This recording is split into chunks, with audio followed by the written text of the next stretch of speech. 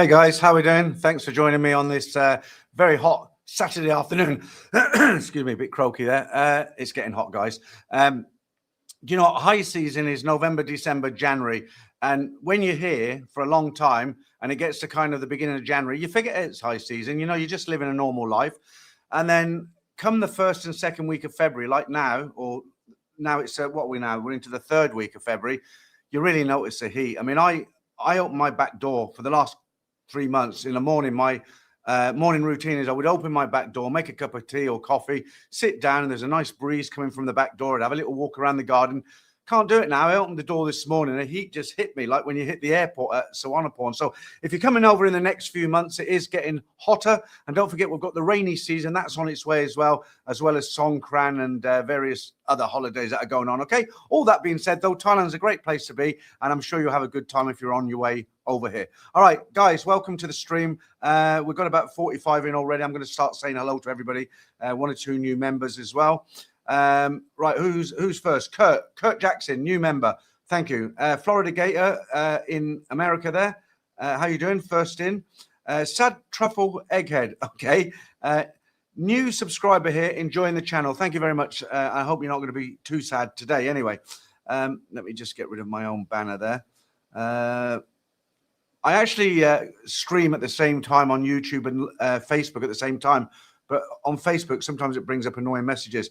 Perbert, how you doing? 11 p.m. in LA. That's good because you always miss the Sunday streams, don't you?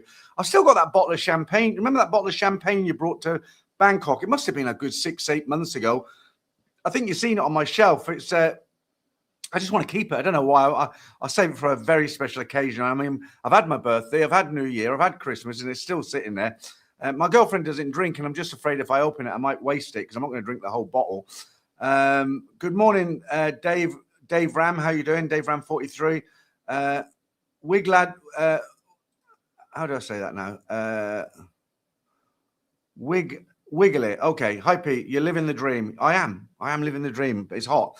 Do you know what? I did a Facebook post this morning. I don't do the same stuff as I do on YouTube. You know, I actually make purpose videos, you know, go out and do something.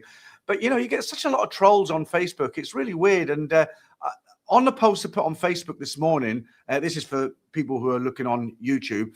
If you're on Facebook, you'll have heard this already. But basically, the people who leave the shitty comments, when you go onto their Facebook page and you want to leave them a comment back or ask them why you're leaving crappy comments on my post, they all lock their Facebook profiles. So they can give it out, but they can't take it. So they go around social media leaving all these crappy comments, but you can't leave crappy comments on their Facebook pages. Crazy stuff. Uncle Willie B, how are you doing? Greetings from somewhere near Fresco, California, this fine Friday night at 11 p.m. Okay, we've got someone, Perbit is not too far from you. Gringo Poppy, how you doing? Greetings, Peter. Congrats on the new kid.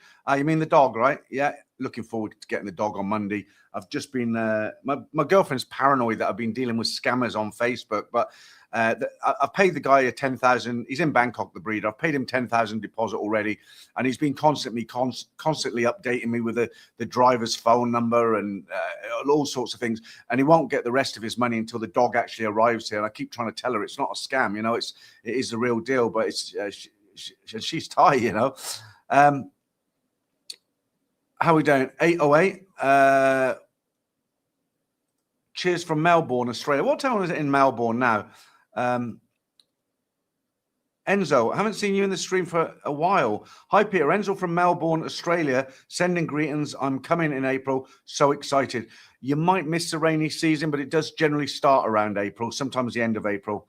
Yahoo 2148. Hi, Pete. Hope all is well in Thailand.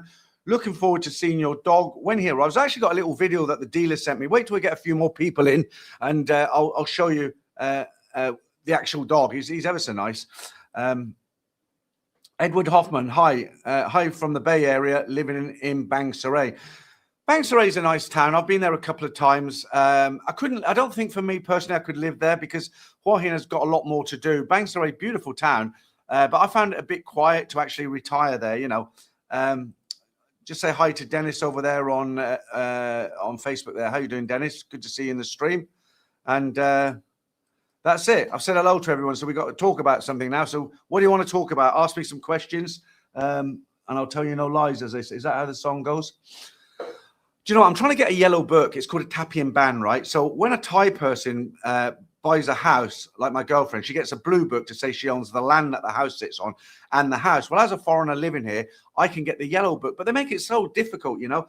I had an appointment to go to the land office, you know, the land registration office on the 23rd of Feb, and I had to cancel it because, first of all, they want notarized copies of your passport, and it's got to be translated. I got someone to do that for me, no problem. Then you go to immigration. It's not immigration. It's an office next to immigration in Blueport, and you get it notarized by them for something else. I didn't actually get there, so I don't know what that is. And I was all set to go there. And what the agent who I do videos with here, she's not doing it for me. She was just giving me some advice. And it seems now I have to go to Bangkok, to the British Embassy, have the passport notarized by the British Embassy. I then have to get that translated into Thai. So when I've got all that documentation, I can then go to the land office and hopefully get the yellow book. Now, the only benefit of having a yellow book, a Tapi and Ban, is because if you don't live in Thailand, you probably won't know this, but every time you go to rent an apartment, buy a scooter, buy a motorbike, you know, whatever you buy, whatever you do, you've got to have a piece of paper from immigration, a residence certificate. Okay, it's got to come from immigration. Now, when you can't give them a photocopy. If you lease you want to lease an apartment or something like that, you can't give them a photocopy. Or you buy a scooter, you can't photocopy it. You have to go to immigration, get one of these documents, you know, certificate, a residency certificate. You give that to the shop you're buying the scooter from, and you're all sorted. Okay. And then you want to buy something else, you've got to go back to immigration again. And you've got to keep doing this. And it's a weird system. It's very tiresome. So if I can get this yellow book, as much trouble as it is, I might actually just pay an agent to do it for me because it's so much hassle, you know. I did my own visa this year in Hua Hin. It's very, very easy. But it's so much hassle. I mean, I might just give the agent the money and say, just get on with it, you know, because I think they can do it without actually going up to Bangkok. They got some kind of arrangement, you know. But the only benefit I'll have from having the Tapi and Ban, the yellow book, is I won't need to keep getting those, you know, those residence certificates. And it's a form of a permanent residence. I live here full time. So we'll see. I'll keep you updated on that. Where were we? Okay, David. Good afternoon, Peter. Race is over in Sydney, just in time for the show. Okay, cheers. Hanger 6359. Hi, mate. Great to hear you. Normally, I'm out. I live on the Gold Coast. Oh, nice. I am here in KL at the moment. Okay. Do you know what? I've got the aircon on 20. I've never had it on 20, and it's still hot. I can feel the sweat running down the back of my neck. Let's get it down to right down to 16. It'll turn into a fridge in here in a while. But what it is, you know, they have the thing that where the vent it sticks at a 45-degree angle. Because it's up there, you know, I don't have a shirt on in the day and I have the fan on and I stick that on periodically. It's only on a live stream that I keep it on all the time, but it blasts me, you know, it gets like really shivery. So I point the fin from there to about there. So it has to fill the room before it gets really cold. Yahoo 2148. People are quick to dish the crap out, but can't handle it when the crappy comments are directed at them. There was one comment this morning. I actually managed to send him a comment. I think he lives in Chiang Mai. He's got a really nice BMW 5 Series, big one. Big two-story house, okay? So he's obviously made his money. And he left a comment on Facebook saying, you know, you're so boring. So I just went onto his Facebook page and said, you know, stop leaving messages like this on my Facebook, and then I blocked him. I don't know. I don't know why I get so involved and so worked up about it. I should just see it, read it, delete it, and block it and move on. David, 2 a.m. here in South California, USA. I'm thinking about La Casita. I just said that wrong, didn't I? La Casita as a place to stay. I prefer to walk to bars, restaurants, etc. You get what you pay for, don't you? If you live in, you know, in that kind of area in the center of town, you pay the rent. Look, I'll give you an example. This house, you've all seen it. I've done videos on it. Okay. If you rented a house, there isn't any for rent at the moment, but there is one. There's a guy, I met him, you know, I said there was one other foreigner living in the street. I met him the other day, and he's actually quite a nice guy. I'd waved him before and he didn't wave back. Maybe he didn't see me. He had sunglasses on. I couldn't see where he was looking. He told me he was from Belarus, and what was his name? Michael. And he was coming down, like to get from the motorway, the main road to our little kind of soy here. You go through the typical windy, it's about a mile of windy roads through the village. And he was there, and I come up beside him. I said, you live in my street, don't you? And we had a little chat going along on our scooters. And but the reason I'm telling you that is because he rents his place. So if you rent a house like this my girlfriend's bought, out here, you're looking at about 12,000 baht a month for a 3-bedroom, 2-bedroom house with the carport and the land and everything. If you rented this in town next to near 94 or Blueport, all that sort of thing, right in town, you'd be looking at 30,000 baht a month, because that's what they go for in town, you know. And then you can walk to the bars and stuff. The downside of me living here, okay, the house is cheap, but it takes me 20 minutes, half an hour to get into town, depending on the traffic. But you don't go to town every day, do you? And you've got to take the good with the bad. The rough with the smooth, as they say. You know, there's a lot more positives than there are negatives. It's only the distance for me. And most nights we go out to eat because it's cheap out here. You know, we can get a meal for 3 dishes and a large chang for about 300 baht, 350 baht. And it's nice. I like riding my scooter, you know. So it's a Honda ADV 160, and she's on the back. We got the top box on it if we want to do a bit of shopping, and I quite enjoy it. You know, the roads are nice and clear here, so I can open it up, and it isn't really dangerous if you've got experience. You just watch out for those, you know, those when you see side streets. Just be aware.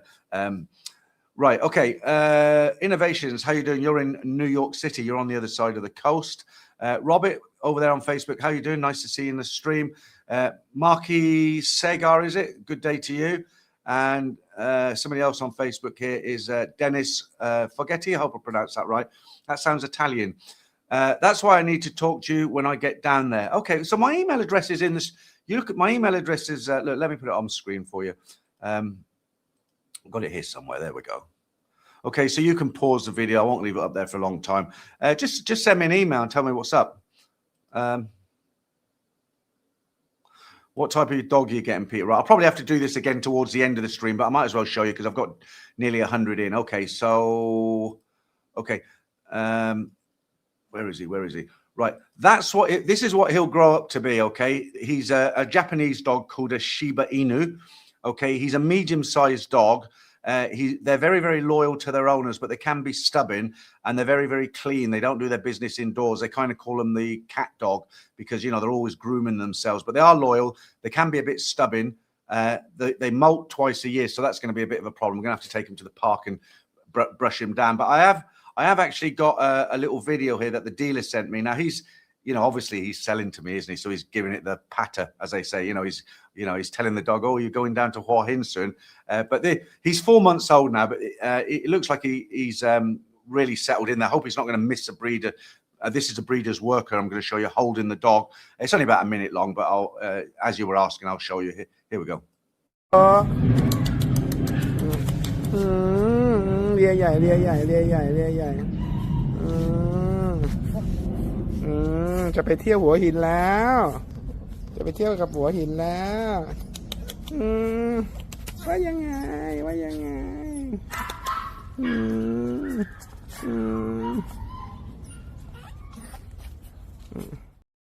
So he's lovely. I'm looking forward to getting him. One of the questions come up a lot of time because I put that post up on Facebook, and one of the comments that came up multiple times was, you know, why give money to a dealer? There's so many stray dogs. You should take in a stray dog. And we thought long and hard about it, and it's a good call. But, you know, we had to make a decision based on what we wanted. And the reason we decided not to take a stray dog is because we didn't want a dog that maybe has some disease.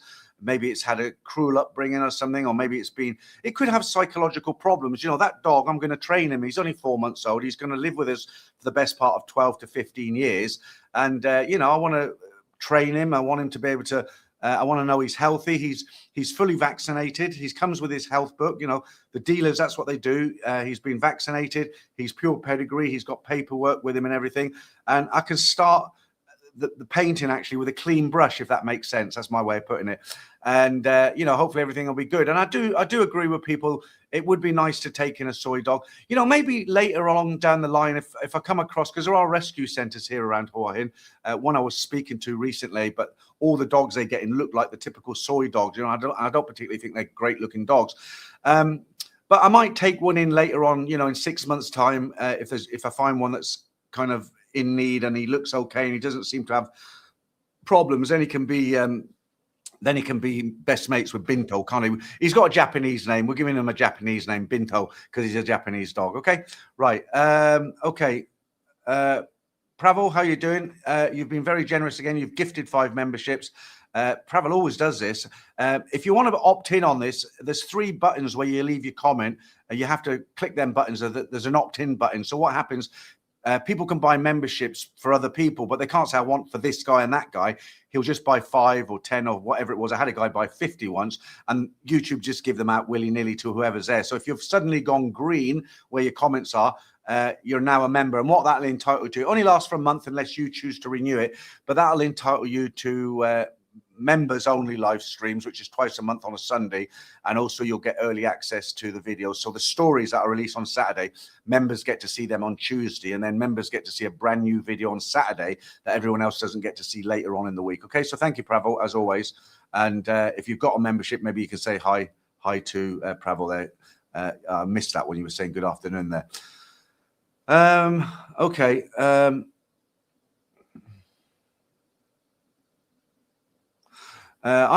David says, I'm a single guy, would prefer to be in town where you looks nice and peaceful, but I think lonely for a single guy. Yeah, you're right. You know, it's different strokes for different folks, isn't it? You know, I've got a full-time partner now. Okay, she works at the hospital in the daytime now, but sometimes it can get a little bit, I wouldn't say lonely, but you know, it's like I'm kind of stranded out here a little bit. Not stranded, that's the wrong word to use, you know, but it's an effort to go into town. And I keep myself busy with YouTube and Facebook and editing and all the rest of it. But it's nice to have somebody around, isn't it? But she comes home in the afternoon, so that's okay. Thank you, David. It is a beautiful dog. Dennis, will do, Peter. I'm French from Canada. Okay. Are you the David? Yeah, you're David who sent me the email, aren't you, that I said I can't put anything in writing. I think that's you, isn't it? Okay, URL Superbot. So you're getting the Dogecoin dog is also a clue that you are a crypto guy. Now, did you also invest in Tulsa? I don't know where this information is coming from. So you're getting the Dogecoin dog. No, nothing like that. I didn't invest in Tulsa or anything. Just to see what happened, I stuck $3,000 into Bitcoin about a year ago, and it actually went from 3,000 up to 3,900.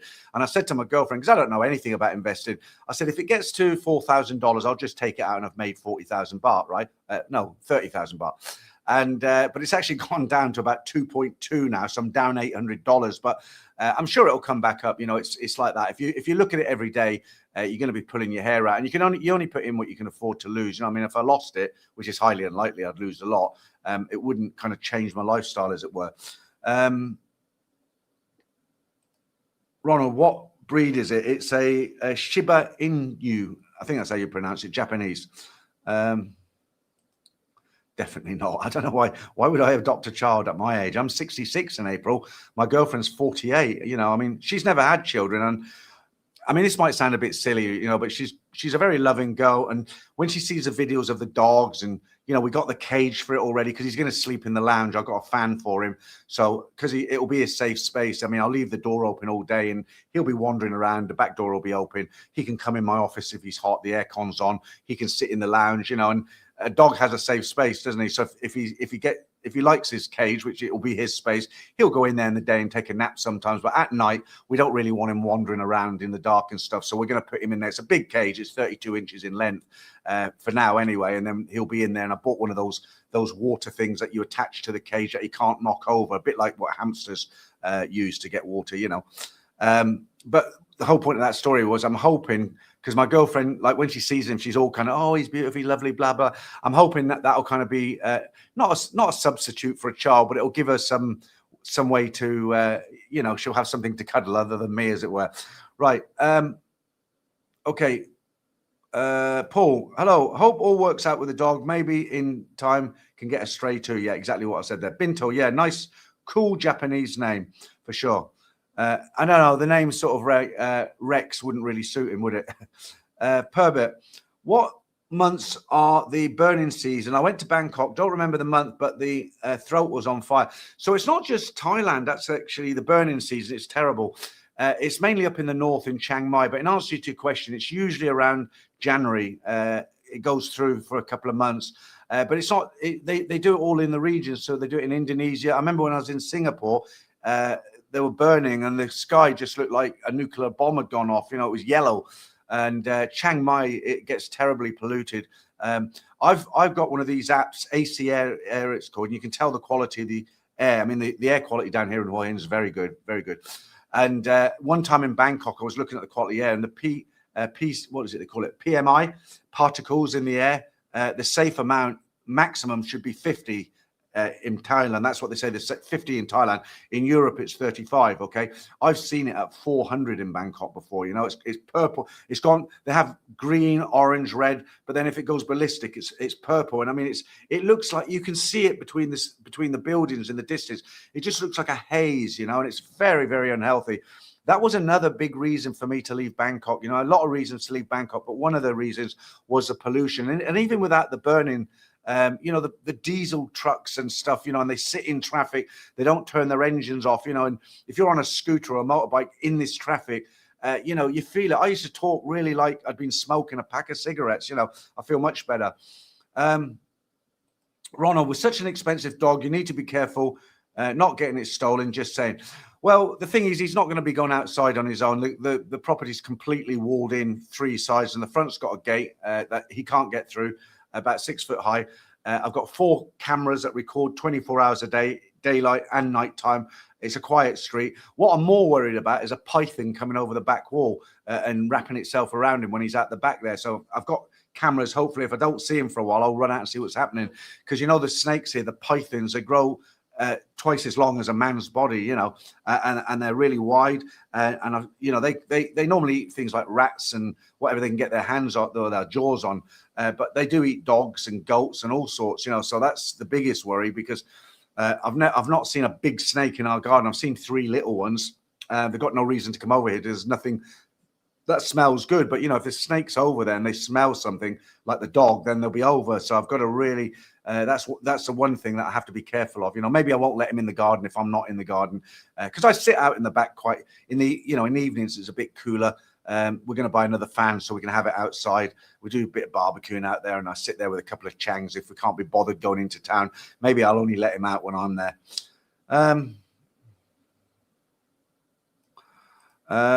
Some guy, I've had my Shiba Inu named Yoshi for 8 years now. You're in for some fun. Okay, I've done a lot of research. I know they can be very, very stubborn, but there's a lot of good points about that dog as well. They've got the Shibu scream, haven't they? They do that scream when they can't get their own way. URL Druid Superbot. The crypto coin Dodge coin has the dog breed as a logo. Okay, I didn't know that. I don't care about dogs, and also do not invest in crypto, but I successfully identified the dog because of the new news coverage. Dodge is Musk's favorite. Okay. Yahoo 2148. Look at getting him a orthopedic bed for your dog. Your dog will love it. Train my dog to do his business outside, and it might, when it needs to go, barks and he wakes me up. Okay. I think he's semi dog trained anyway, from what the dealer said. Okay, let's move away from the subject of my dog. It's going to be extremely boring for some people. I might just show people at the end because people come in late, don't they? Right. David Brockman. I was a financial advisor in Bitcoin.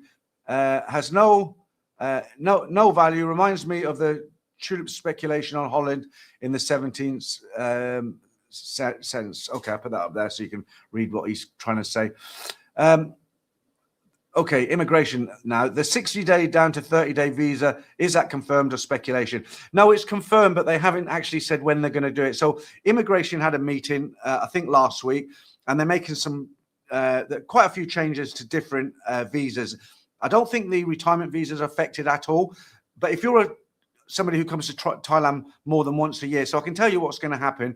They have announced that they are going to bring down the 60 days to 30 days. Okay. So if you come in from one of those countries that you can get 60 days right now, that will go down to 30. Okay. Now the biggest shakeup in immigration is this, the extensions. You know, as I said last Saturday that I did the stream, you know, people were coming in on 60 days. They did a day trip to Cambodia, got an extension for 30 days. did that 4 times a year and they were living here, and immigration have knocked that on the head now. So if you want extensions, a lot of people getting knocked back at the airport because they're coming 3 and 4 times. What they've said, and they've been very, very clear about it, if you go out of the country and you come back on the same day, they will not extend your 30 days or 60 days at the moment. You've got to be out of the country for at least 24 hours. They will extend the first time for 30 days. They will extend the second time on a second separate trip, not the same trip.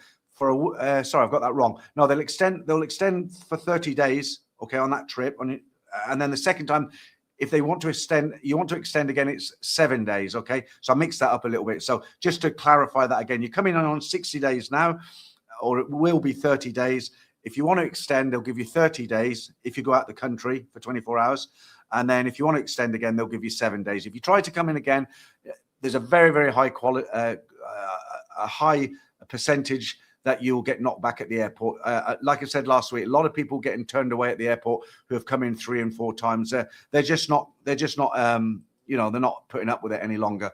And they've also clamped down on the other visas, like the education visa and the cooking visa and the Muay Thai visa, because people are just abusing those visas. You know, they're coming on an education visa and they weren't going for school. You know, if you come in on an education visa, you've got to do at least 2 days, 2 hours a day, twice a week. So 4 hours a week, you know, what's that? 8, 12, 16 hours a month. That's all. And who knows, you might even learn to speak Thai, right? Why not do it?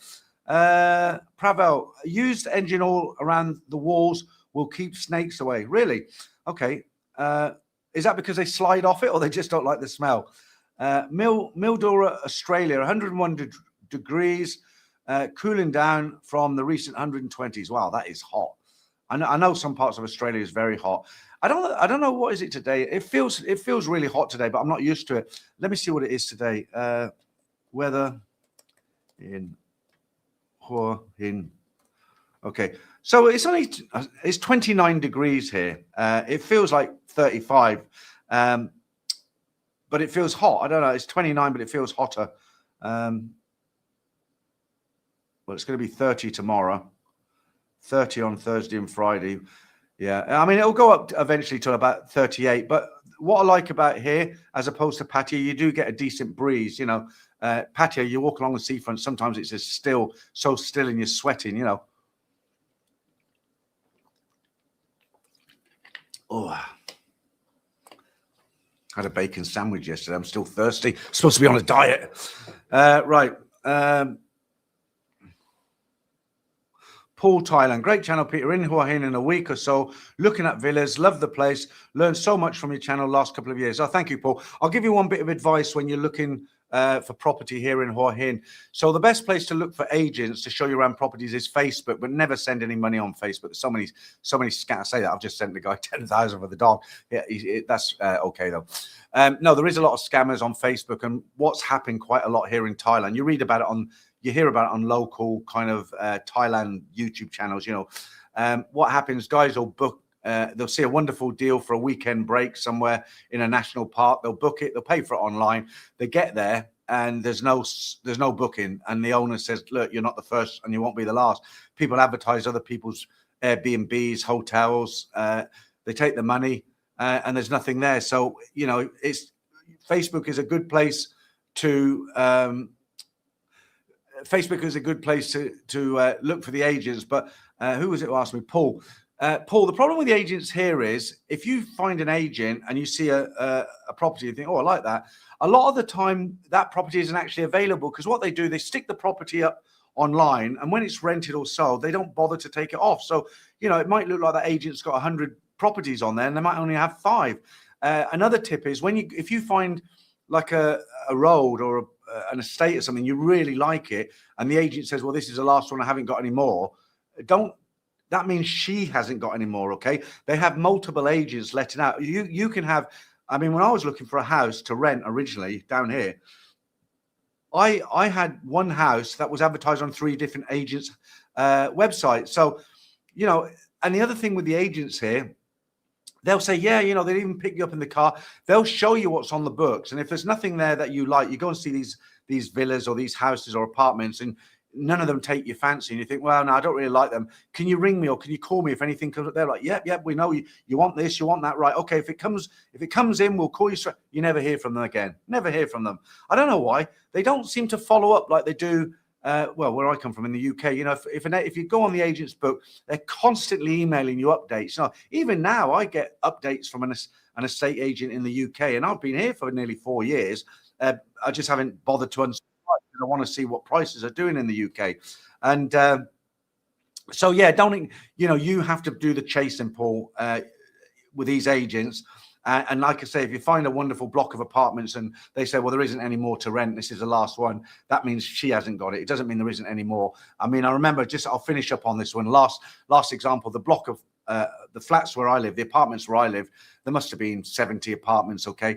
And when I was, I didn't go for an agent. I just went straight in. I put on Google Translate, I'm looking for an apartment. He took me to the juristic office. The guy spoke a little bit of English. And an agent had told me there's no more apartments in this building. Okay, I went directly to the manager of the building. He showed me 5 apartments, you know, and I rented directly from the owner, not through an agent. So, you know, right. Okay. David Brockman, because Bitcoin is not an actual product, it has no utility. It does not pay a dividend. There is no operating business behind it. Only goes up in value if there's another buyer willing to pay more. Yeah, you're right. But saying that, you know, Bitcoin at one time was worth $7,000. I don't know what it's worth now, but it's over $100,000, isn't it? Something like that. So you're right. Because somebody once said to me, well, what is it? You know, an older guy, older than me, actually said, well, what is it? He said, you know, if you invest in a property, you got bricks and mortar. If you invest in gold, you got something in your hand. But Bitcoin, what is it? But people do make money on it, and they do lose money on it, like I have. Tony, have they gave any indication when visa thing will revert back to 30 days? No, they haven't. They've just said it's in the pipeline. They're going to do it, but they haven't given any dates. As soon as it happens, you won't have to go looking, because every YouTuber, Facebook, news channel, everybody will be up there with the video. You know, they've just taken it down because it's big news, isn't it? Solar Life Portugal. Estate agents are terrible everywhere. In Portugal, I think they would have an allergic reaction if they told the truth. Yeah, talking about telling the truth. I don't know. Do you know who Peter Kay is? He's a famous comedian in the UK. He used to be very, very funny. He went off for a while, and then he came back. And his last concert, I'd read, wasn't that successful. But anyway, he told a joke one time about a taxi company. He said he was, because they lie so much, the taxi companies, right? And he said he was going to phone for a taxi. He picks up and he says, hello, taxi company. And the woman on the other says, he's just turning your corner now. And he says, for God's sake, let me order the taxi before you start lying. You know, I suppose it's the same with them as well. Okay, so you're saying the Bitcoin's $66,000. Okay, so if the guy had bought a Bitcoin for $7,000 when it was $7,000 all those years ago, he would be up by 59,000 US dollars. Okay, and if he took that out, that is something in his hand, right? Okay, somebody else says, Ben says about 50. Thai agents are super lazy to follow up for property. I have condo in Malaysia and in Singapore. The agents update me what they have currently. Yeah, it's just you know, here it's a kind of that kind of lifestyle, isn't it? You know, people don't kind of rush around so much. God, I hope I get through the stream with my water bottle here. Okay, if you've just joined us on this Saturday afternoon, good to see you in. I haven't got much more on today. You know, I spent a lot of time in the garden yesterday because I'm trying to get my grass to look really nice. Thank you, Perbit. Very kind of you, as always. Bangkok question. So, never made it past Nana Plaza or Soi 4. Are there any go-go bars further down the Soi? The only other go-go bars I know of is Pat Pong. And Pat Pong's not, you know, it's old hat now, isn't it? Soi 7/1 isn't bad. There's a few, that's in between Nana and Soi Cowboy. There's a few little bars down there that are pretty good. A few BJ bars down there as well. Not go-go bars. No, I don't know any others. They seem to be concentrated in those 3 areas. You know, a lot of entertainment places, but not the go-go bars. There's no go-go bars here in Hua Hin, none at all. Just beer bars. You know. So yeah, thanks again. So yeah, I was in my garden. I bought 20 sacks of topsoil. I mean, that sounds a lot, but they're only like that size. 200 baht, 100 baht for 10. Sorry, 100 baht for 7. So I can't remember exactly. anyway, I chucked down a kilo of seed. I'm not talking about my grass for the sake of grass. I'm building up to something, okay? So I chucked down a kilo of seed, and I emptied all these sacks of soil into a big plastic box on a table, because I was taking handfuls and sprinkling it like this. And, you know, a lot of the time I had to bend down to put it around the edges and stuff, and then I had to clean it all up and water it. You know, I was doing that for about 3 hours. And I used to say to people, I'm 65, but I don't feel like I'm 65. I don't feel any different from when I was younger. But you know what?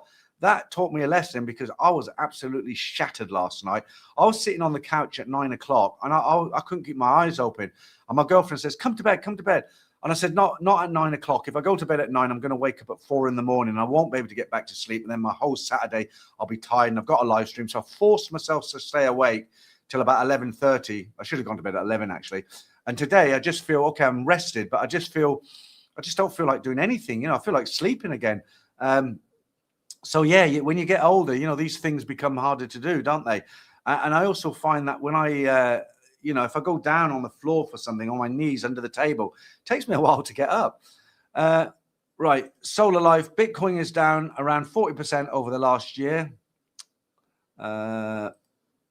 Lewis, the agents in Thailand look to me not interested to sell. This is how I see it. Well, they must be interested to sell at the end of the day. I know what you mean. That's how they look, but they're interested to sell because that's how they make the commission.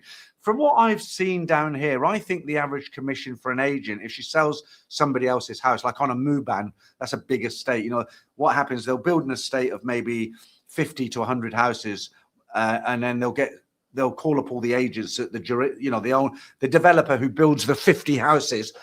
Say there's half a dozen agents here in Hua Hin. There's probably more. But what they'll do, they'll build the 50 houses they're now ready to move into, or they'll do stages of 10 at a time. That's more likely what they do, because we're here, but they've got some more at the end of the street they're still building. So what they'll do, they won't inform one agent, they'll inform half a dozen agents, and then them agents put them on the books. They go out, try and sell them houses. And from what I gather, the going rate for an agent, if they sell a house, is 50,000 baht, which is how much is 50,000? About £1,200, $1,400 US. So, you know, I think they are interested to get that money, you know. Macmillan Nurse, how you doing? Hey, Peter, any plans to travel outside of Thailand again? Enjoyed the videos from Cambodia. Can't go to Cambodia at the moment, I'm afraid. Yeah, I mean, I'd like to say, yeah. I mean, one place I would like to visit would be Da Nang in Vietnam. I mean, I hear mixed reactions about Vietnam. Some people say it's great, it's better than Thailand, it's easier to get the visa. And other people say, oh no, it's nothing like Thailand. Thailand's so much better. So I would like to go. I'd like to go to Laos as well. I've never been to Laos. I've never been to Vietnam. I don't particularly want to go to the Philippines. I went there years ago and it wasn't really, I mean, it was okay. I'm not in a rush to get back. I lived in Singapore. That's totally different, isn't it? Hong Kong, South Korea. I'd like to go to Japan, funny enough. I've never been to Japan. I landed there once, but never got out. But in answer to your question, I haven't got anything planned at the moment because life's really busy at the moment. But if I do go, when I did my visa, I didn't do a multi-entry this time because I don't go out the country very often. What I've done one single re-entry, which I paid for. So what that means is if I have an emergency, my daughter's in hospital, God forbid, something like that, and I need to get back to the UK, I don't have to fluff around with immigration. I can get straight on a plane. I'm not going to lose my visa, my long-term visa, you know. It'd be nice, yeah, definitely.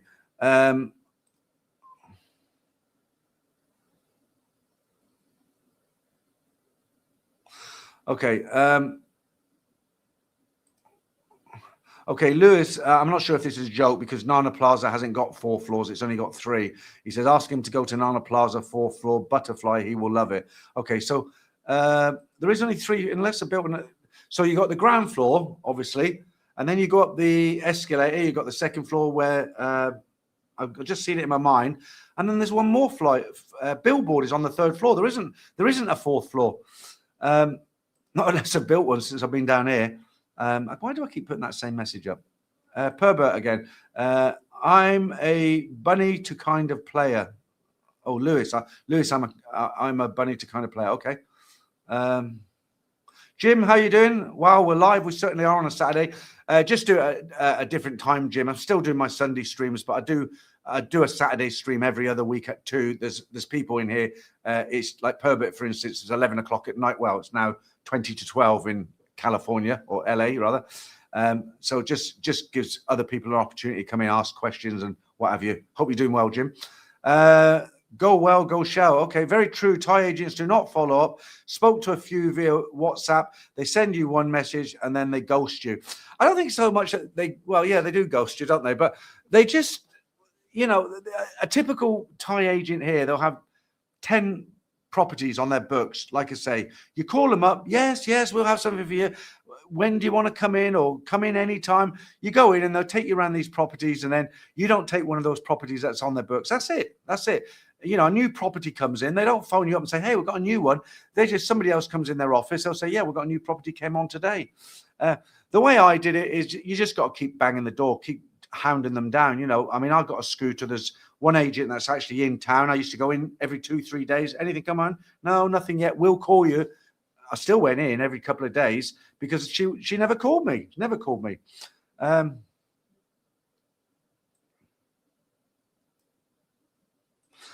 Solar Life Portugal says, Da Nang is lovely. We were there 3 times last year. The food is amazing. People are lovely. And the beach is spectacular. Give his a shout, is it? I think that's rewritten right. Anyway, if you are planning on going, Pete, lots of tips. Okay. The problem is I'll think of you when if I want to go, but the problem is I only see you in here, don't I? So I you know, and even if you send me an email, I'll probably lose it over time because I get so many emails. It's definitely on the cards one day, I think. Martin Ryder, who's not in the stream today, he likes going to Da Nang, Vietnam. Lewis, so I asked why the price is like that. She asked me, what's my budget? In Malaysia or Singapore, they will tell me the price is 1 to 1.5 million. If it's level 17, then the price is 1.5, but lower than that. Yeah, they do that here.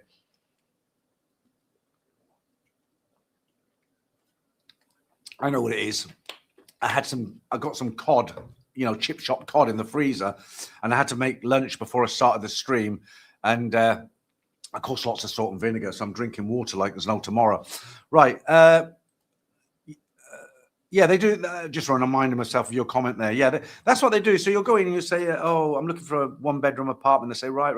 What's your budget? And if you say, oh, my budget is 25,000, they won't show you anything under. If they've got 10 beautiful apartments that are 18,000 baht, you won't see them.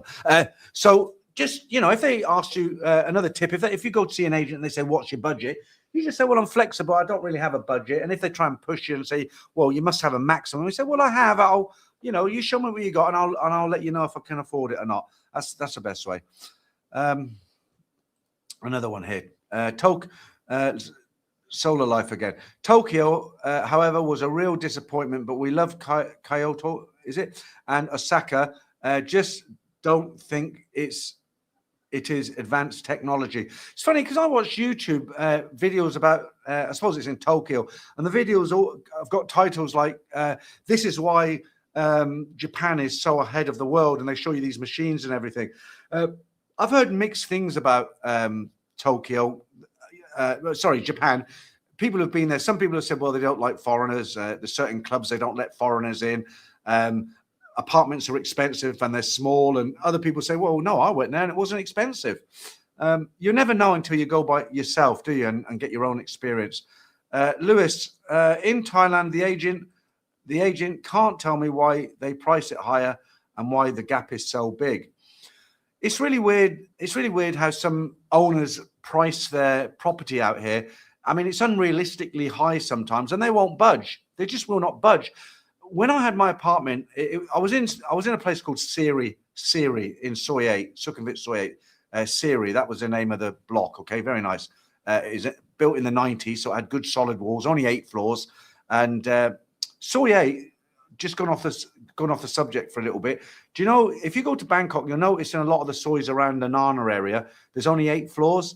And the reason for that is there are older buildings that have got more floors, but there was a law brought out by the local government that from now, certain streets couldn't have more than 8-story condos built. And the reason for that is because of the congestion and the traffic. So if you go down, for instance, Sukhumvit Soi 8, for instance, you'll see several buildings that are exactly 8 floors high. They can't go higher than that. There is a really tall one, I think 32 floors at the end, but that's yonks old. And but yeah, just as an example of, you know, the Thais, sometimes they put really unrealistic prices and they just will not budge. And where I used to live, I went in just at the end of COVID. I did some hard negotiating and I got my apartment for 20,000 baht, which now I know she's renting it out for 30,000 baht right now. But at the time it's 20,000, and there was one on the other side that faced a better view than I had.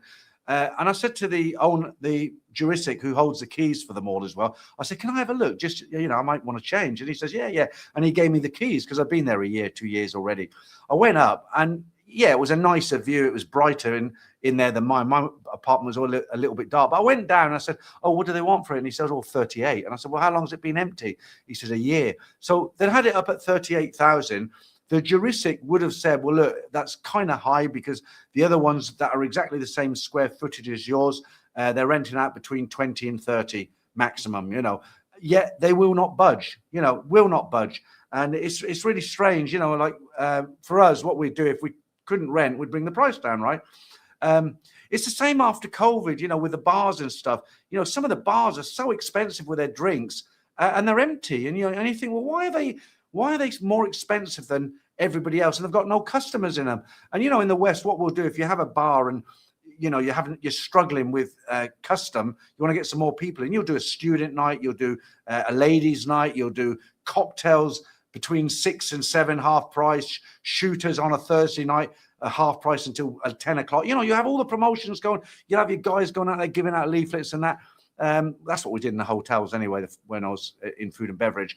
But I did speak to a bar owner once and I said, look, you know, you're not getting a lot of people in here. Why are you so expensive? And her answer to that was, well, we've got to make up the money we lost during COVID. You know, I mean, it's crazy, isn't it? Right. I wonder where that noise is coming from. It's from Facebook, isn't it? Every time someone comments on a reel. Let me close that down. Right. Okay.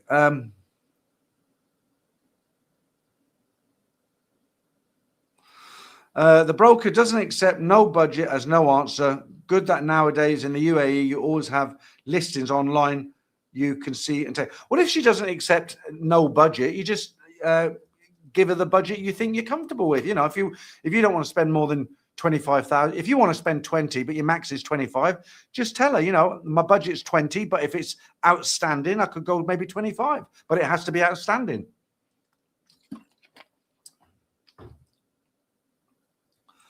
Okay. Right, I'll tell you what I'm going to do. I've got a little competition lined up for you. Now, this is an old competition. I did it during COVID, but it's been 3 years now, hasn't it? So I did mention that I'd try and do these competitions for you.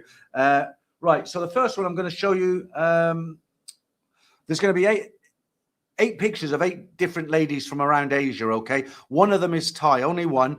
And I want you to tell me, the music might be a bit loud, so this is before I control my music. So when it comes on, just have your finger on the volume. If you've got headphones in, just, you know. So 8 pictures, only one of them is a Thai. The idea of the game is tell me which one of these pictures is a Thai girl, not Chinese, not Korean, anything like that, okay? Here we go.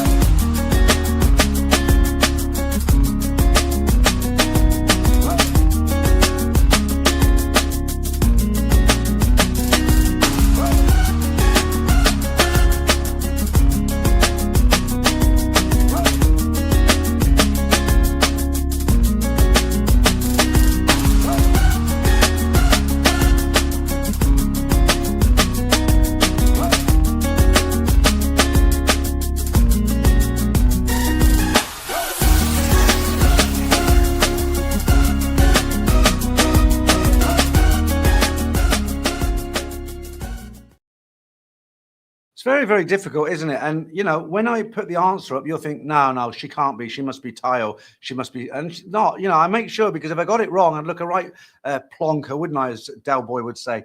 Right. So we're looking for the Thai girl. Innovations thinks she is number 2. URL Droid thinks the Thai girl is number 8. Uncle Willie, number 4. 5 from Perbert. And number 5 from Bradley. D. Widnall, is it? Only allowed one at a time, so you've said 2. We'll take that one. WM 32871, 3 from the missus, so I'm presuming she's Thai. Yahoo 2148 thinks the Thai lady is number 6. Meow something cat 3. Peter Horn thinks number 8 is the Thai lady. Michael DiCaprio number 2. Solar Life Portugal number 7. Gabar, is it? Number 5. Sean number 8. Who's next? I can't say that name. P.Y. Romat, I think it is Ramat. Number 4. Paul number 4. John Little number 1. Chrissy Thompson number 2. Gary thinks the Thai lady's number 4. And that's it. So let's get the answer up there and see how you did.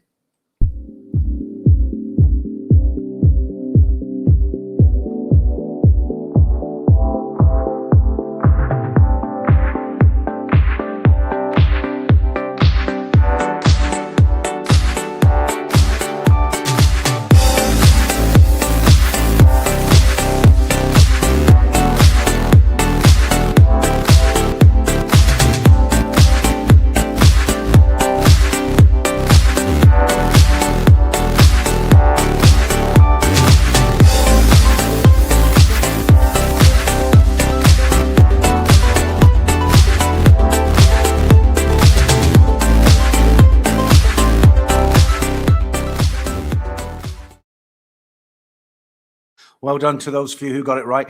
Filipinos, Indonesians, and Vietnamese girls always trip people up because they look so similar. And the Thai people, if a Thai person watches this competition, they normally pick the Filipino or the Thai, you know, 50-50, because they look so similar. Normally the giveaway with a Filipino girl, normally they're darker than the Thai girl, unless I'm trying to be very clever and I get a country Thai girl from Isan or something like that, okay? Might have another competition for you a little bit later on. We'll see how it goes. Somebody asked me, why do you put Thailand Bound on every picture? It's basically a watermark, because I tell you what happened once. I was looking through Facebook, because I only used to do this on YouTube. I didn't do it on Facebook. This is during COVID, and I was just scrolling through Facebook one time, and the same competition that I'd done 2 weeks ago was on Facebook on somebody else's account. So the cheeky had gone down there, gone into my YouTube channel, and he downloaded these competitions, all the work I'd put into it, you know, cutting up the images and everything, and he uploaded it on his own page, which is why on the new ones that I do, I only do them in the members stream, you know, because if I do them in the regular stream, they're likely to be stolen. And these are old ones that I've done that you might not have seen, so hence the watermark. Right. I did have a double between 2 and 5, says Praval. Bradley, first time I got one right. It's more of a guess, isn't it, really? I don't think I'd get the answer. Mind you, I remember the time, do you remember Trevor from Buzzin' Patty? When I used to do the original Spot the Ladyboy, you know, I might do one today, actually, because I have got one up here. And he got me on his live stream, and I didn't know he was going to do this, right? And he said, right, Peter, he says, you seem to be the expert. You're always doing this Ladyboy competition. I'm not into Ladyboys, believe me. But he put 3 cards up. Each card had a lady or a ladyboy, and I had to guess which one was a ladyboy. And he'd be like, "Are you sure you still got time to change?" And I got all 3 of them right, you know. So he was really, I think he was trying to trip me up, you know. But yeah, I got them right. Okay, Pencil Boy 69. Are you doing competitions again as you have daisies to water again? No, it's not that, Pencil Boy. I mean, it's just Pencil Boy. I mean, you know. For me, it's difficult as well. I've got to sit here by myself and think of things to talk about, which in a regular stream on a Sunday, I've got 300 people in there. It's easy because I'm feeding off the comments, as it were. There's 120 in now, not bad for a Saturday afternoon. But the comments do sometimes dry up, and you know, I do think of things to talk about, like the dog and property and whatever in Hua Hin. But it's nice to just chuck in a competition because it gives me a breather. You know, when you're trying to choose the lady or whatever, you know, I can have a drink and relax and look out the window, and it just gives me time to recharge, as it were. I've still got a bit of a pain down there from when I fell on the floor. That was 3 months ago. Right, talking of things to talk about, what should we talk about now? Let's have a look. Wow, God, we're nearly an hour. Time goes really quick.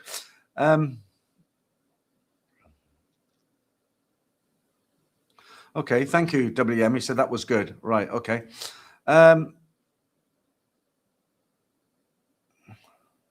Really strange. I haven't had any trolls in today. There's me earlier talking about the trolls, and I haven't had any in. My girlfriend wants to get a cat, right? And I really don't want to get a cat, but I've got. She was been asking me for months, and I was like, no, you know, because my friend Simon's got cats. I don't personally like cats because they don't do anything, you know. I mean, people might be watching and think, oh God, how dare you? You know, cats are wonderful creatures, and they probably are to some people. But for me, there's not a lot of interaction, is there? And again, people will say, oh, my cat comes to me when I call it. But you know, my sisters, people I know have had cats in the past, and they're kind of nice to stroke and they look okay. But my friend Simon's got 3 cats, and you want to see the state of his lounge. You know, the back of his nice dining room set, the back of his chairs have been scratched to bits. His sofa at the front has been scratched a bit. The carpet's been ripped up in certain bits. You know, the cat litter boxes, you know, they're not a nice smell. They don't smell too bad. But she's been going on at me about getting a cat, and I've said, well, no, because they'll damage your house. And now that we've got a dog coming, I've said, well, you can't have a cat with a dog. You can, can't you? Because they eventually get used to each other. But she's going, really? Can't have a cat and a dog together? And I'm like, no. The dog will savage the cat, or, you know, and she's kind of dropped it now. So, yeah, no cats coming this way. Right. Mark, no plans on any more travel around Southeast Asia. We are retiring to the Philippines in 7 years. Bought a house off plan. The UK is too expensive for the working man now. I don't know how people live. Yeah, you got something to look forward to there. I don't know how people can survive in England now, especially in London. It's just so expensive, and you get taxed on everything. Okay, look, here in Thailand, you pay tax if you've got a business. It's 7%. Okay, nowadays you go into a restaurant, they put tax on the bill, 7%. That's what it is. Okay, but it's still a cheap place to live. Sure, it's getting more expensive, but everyone's getting more expensive. But, you know, 7%, that's okay. But, you know, in England, you're talking, what do you pay VAT? Set 20% now. Businesses pay 20%.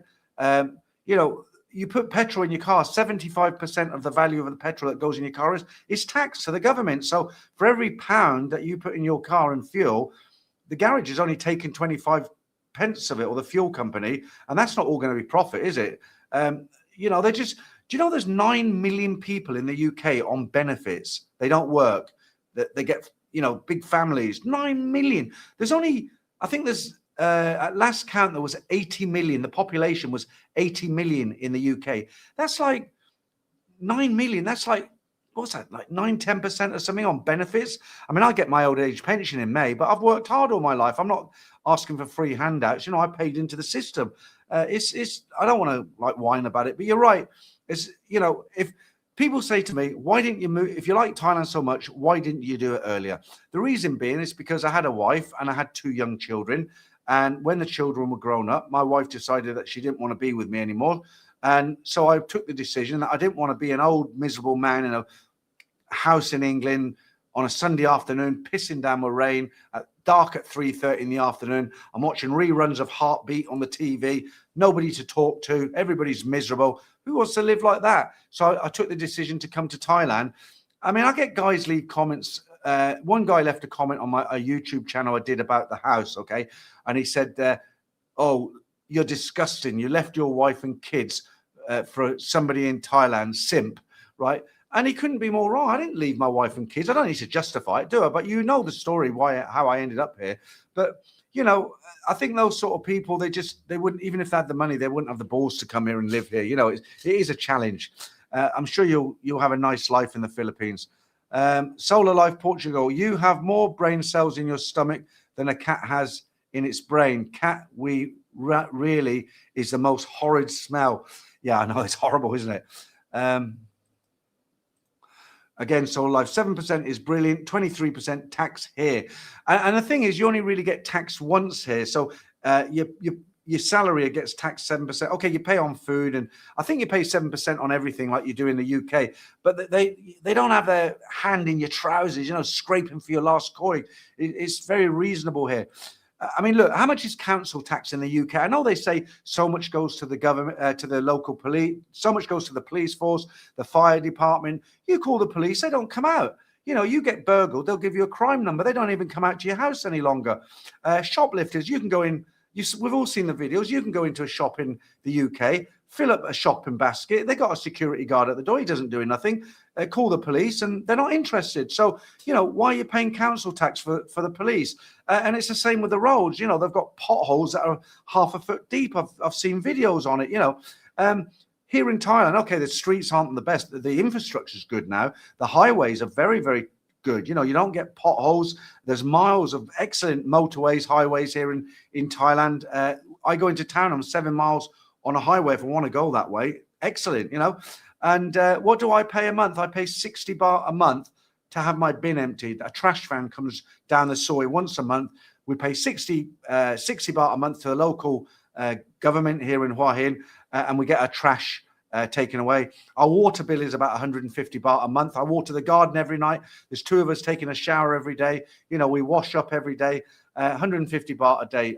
The electric, we've got air cons, the lights are on, everything. It was high this month, that's 1,600 baht. It was 1,400 last month. So it's very, very difficult, isn't it, in the West now? It's very, very expensive. Mark says, I paid £24 for a Sunday roast last week. And I bet that was just in one of these, I forget the names of them, these chains that do the roast. How much? Let me see. If you have a roast around it, the average price of a roast in Pattaya or Hua Hin now, you're probably paying, I mean, you can get it cheaper or a bit more expensive, but let's just take the price of 300 baht for a good roast on in Pattaya or here. Maybe you get it, 180 baht, I don't know, but let's take 300 as the average because a lot of places charge 300 to 400 for Sunday roast. So divide that by, I think it's 42 at the moment. So a roast here is a good roast here in a Western style place is £7, okay, not £24. Sean, I'm back from my Sunday run. It's hot out there. It's like last week, isn't it? We're still doing the one from last week. That's how I started the stream, Sean. I said it's just so hot now. Look at that, nearly finished the litre. But believe it or not, it's only 29 degrees. It does feel a lot hotter, doesn't it? Okay. Hi, Peter. Checking in from an undisclosed location in downtown. God, I can't believe you're still putting that message up. And I can't believe I'm still reading it out. Peter, I live in Harrogate in a pack home. I pay 1,600 in council tax. That's that's very, very high. I know Harrogate. They have a big army base up there, don't they? I've driven through it one time. But you know what? I've never heard the expression pack home. What is a pack home, Peter? Do you mean a prefab? Those kind of bungalows that they slung up in the 50s, and they were only going to be there for 10 years, but some people still live in them. Yeah, that's a lot. £1,600. That's probably what I spend out here a month. Let's do that one as well. £1,600 times 42. 67,000 baht. That's not far off what I spend out here. I'm actually putting out a video next week because one of the questions I get asked very often is how much do I need to live if I'm going to retire in Thailand? And there is no one size fits all size. You can't tell anybody, right? If somebody writes to me and say, look, I'm coming to retire out to Thailand on my own. How much do I need to live comfortably for a month? You can't tell somebody that, can you? Because is he going to go to Nana every night, Plaza? Is he going to go out drinking every night? Is he going to stay at home and read books every night? Everybody lives differently. So depending on how you live affects your budget. So what I did my budget, everything I paid. I didn't leave anything out, from car tax, car insurance, toiletries, water, electric, food, dining out, coffee breaks, going into little coffee shops. Everything. I've done it in a spreadsheet, and I made a video, and I give you the total in pounds, Australian dollars, and US, as well as Thai baht. And I also explain how I could bring that budget down by about 30% if I wanted to. The budget is a comfortable budget because I can do it at the moment, but I'm on an old age pension from May. I don't know how long other things I've got going on in the UK are going to last. But that might be, if you're one of those guys who wonder how much you need to live here realistically, you know, there's a lot of guys on TikTok there, you know, they're in the 20s and they're like, hey, I'm in Thailand. I go nightclubbing every night and I live on $1,000. Let me show you how I do it. But they don't include visas. They don't include insurance. They don't include emergency funds for airfares in case you have a family problem. They don't include many things. It's just, yeah, I spend this much on booze. I've got a one-bedroom apartment above a laundry and I pay 5,000 baht a month. And, you know, it's total rubbish. You're not going to learn anything from those sort of videos. Oh, please, some Gabe, thank you very much. But that's what annoys me about my girlfriend. She calls me uncle all the time because a lot of the Thais, how they show respect to older people, even if you're a foreigner here, right? You don't see it if you just come here on holiday for even a couple of months. But when you live in a kind of Thai neighborhood, as I do, and the Thais get to know you, they'll call you. They don't call you by your name. They call you Gulung, right? Which basically means uncle. So I'll be in my back garden, and the guy who lives next door, he's a chef in one of the hotels in Hua Hin, and he was climbing up doing some wiring, and he seen me in the garden sitting, looking at my phone, and he was like, oh, and Papa is the other one they call it. He would say, hello, Papa, how are you? You know, or they'll call, like if they're talking about me, like when I went to immigration and with my girlfriend, and what did I go there for? I had to register that I was living at this house. It's when we first bought, well, when my girlfriend bought the house, we had to go to immigration. She had to fill in a form to say that she owns this house and she has an alien living here. I'm an alien coming on a spaceship, right? That's what they call us, aliens. So she had to register that she owns this property, and she has to register that she's got a foreign person living here. Okay, she has to register that. And then I had to fill in another piece of paper saying I, as a foreigner, reside full-time at this address, which is my girlfriend's house. Okay, so we did that. But the reason I'm telling you that story is because once we filled it in, the girl said to my girlfriend to take me upstairs to get it stamped, and that'd be it then. But what she said was, she says, oh, I won't do it in Thai, I'll just do the words. She basically said, oh, you can take, I'll say it all in English, right? She said, oh, you can take uncle upstairs now. They don't say Mr. Hopkins or you can, my first name, or this foreigner. They always refer to you as uncle if you're older than them, you know, it's Papa or uncle. So, and that's what the neighbors do, you know, if they're talking about me to my girlfriend, I always hear the word gulung, you know, which means uncle. And if they talk directly to me and say good morning or something, it's like, it's Papa, you know. So it makes me feel like I'm 90 almost, you know. The Thais are kind of polite, you know. When you don't see real Thai people in the entertainment areas, you know, it's a funny mix. You go into Nana Plaza, for instance, or Pattaya, you're not really, I mean, they're real Thais, obviously they're born here, but they're not the everyday Thai people that you get like living in a street like this. You know, my neighbors, they own businesses, they're professionals. One guy's got a van, he goes out and sells pineapples every day, you know, but they're regular Thai people. And when you live in the community with regular Thai people, you'll find out it's a different lifestyle to come in here as a tourist. You know, as long as you don't bother them, they won't bother you, and they'll treat you extremely kindly. And the guy next door, when I had a problem, they're gone now, but I had banana trees right up against my fence, and the leaves were over my roof, and rats over there could have potentially use the leaves as highways to go into the roof, which luckily they didn't. And I bought this big long pole with a saw on the end of it, and you know, these big leaves come crashing down. And he said, look, I'm off for 4 days next week. Let's go round there and we'll chop them all down, you know. And he offered to do that. And it just so happened that the guy who owns the land over there, he must have got the hint because a few people were doing it. He actually brought in heavy machinery in a truck, and they took away about like a drive, the width of a drive away from the back of the houses, so we don't have the problem now. Right, somebody's left me a very generous super chat. I don't see many of them these days, but Richard, thank you. That's very kind of you. Get yourself a few beers for lunch. 20 quid basically. Thank you. That is very kind of you. Okay. Considering I'm saying I don't know what to talk about in a live stream, I'm kind of gone on a bit about that. Right, where were we? Harrogate, Donnybrook, expensive. Okay, Uncle Pete, that was the last one, wasn't it? I'm going to run out of water in a minute. I might have to go and grab a bottle of squash. I'm throwing it down myself now. Right, I don't know how long I'm going to be going from. As long as the comments keep coming on, I can keep it going longer. When the comments dry up and nobody's saying anything, that's when I kind of dry up, right? So As long as you keep talking, I'll keep talking up to a point. Right. Brian, how you doing? Hi, Peter from Durban. I hope I said it right. Durban. Is it Durban or Durban? Durban, South Africa. Good to see you in the stream.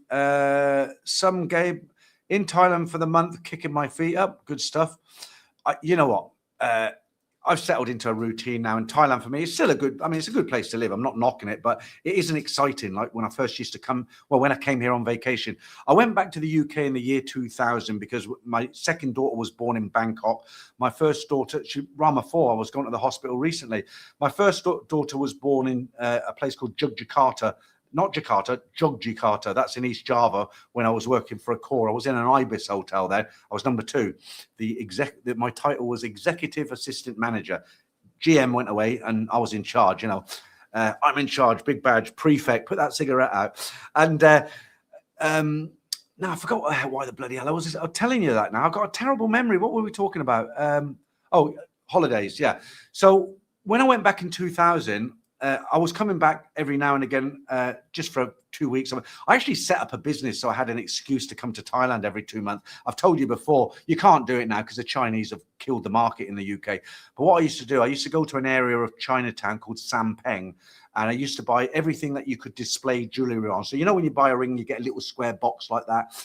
If you go to a market and the guy's got a silver a chain, a neck chain, it's on a velvet display. Well, they stack, you can get like 20 in a space like that, and I'd buy one of them for say, I don't know, 25p, and a market trader would pay $5.99 for it, and he'd buy 6 of them to display his change. Or I used to buy a box of 100 pewter rings, and this box of rings would cost me the equivalent of £10, and I would sell a box to market traders for £40, so a massive markup on it.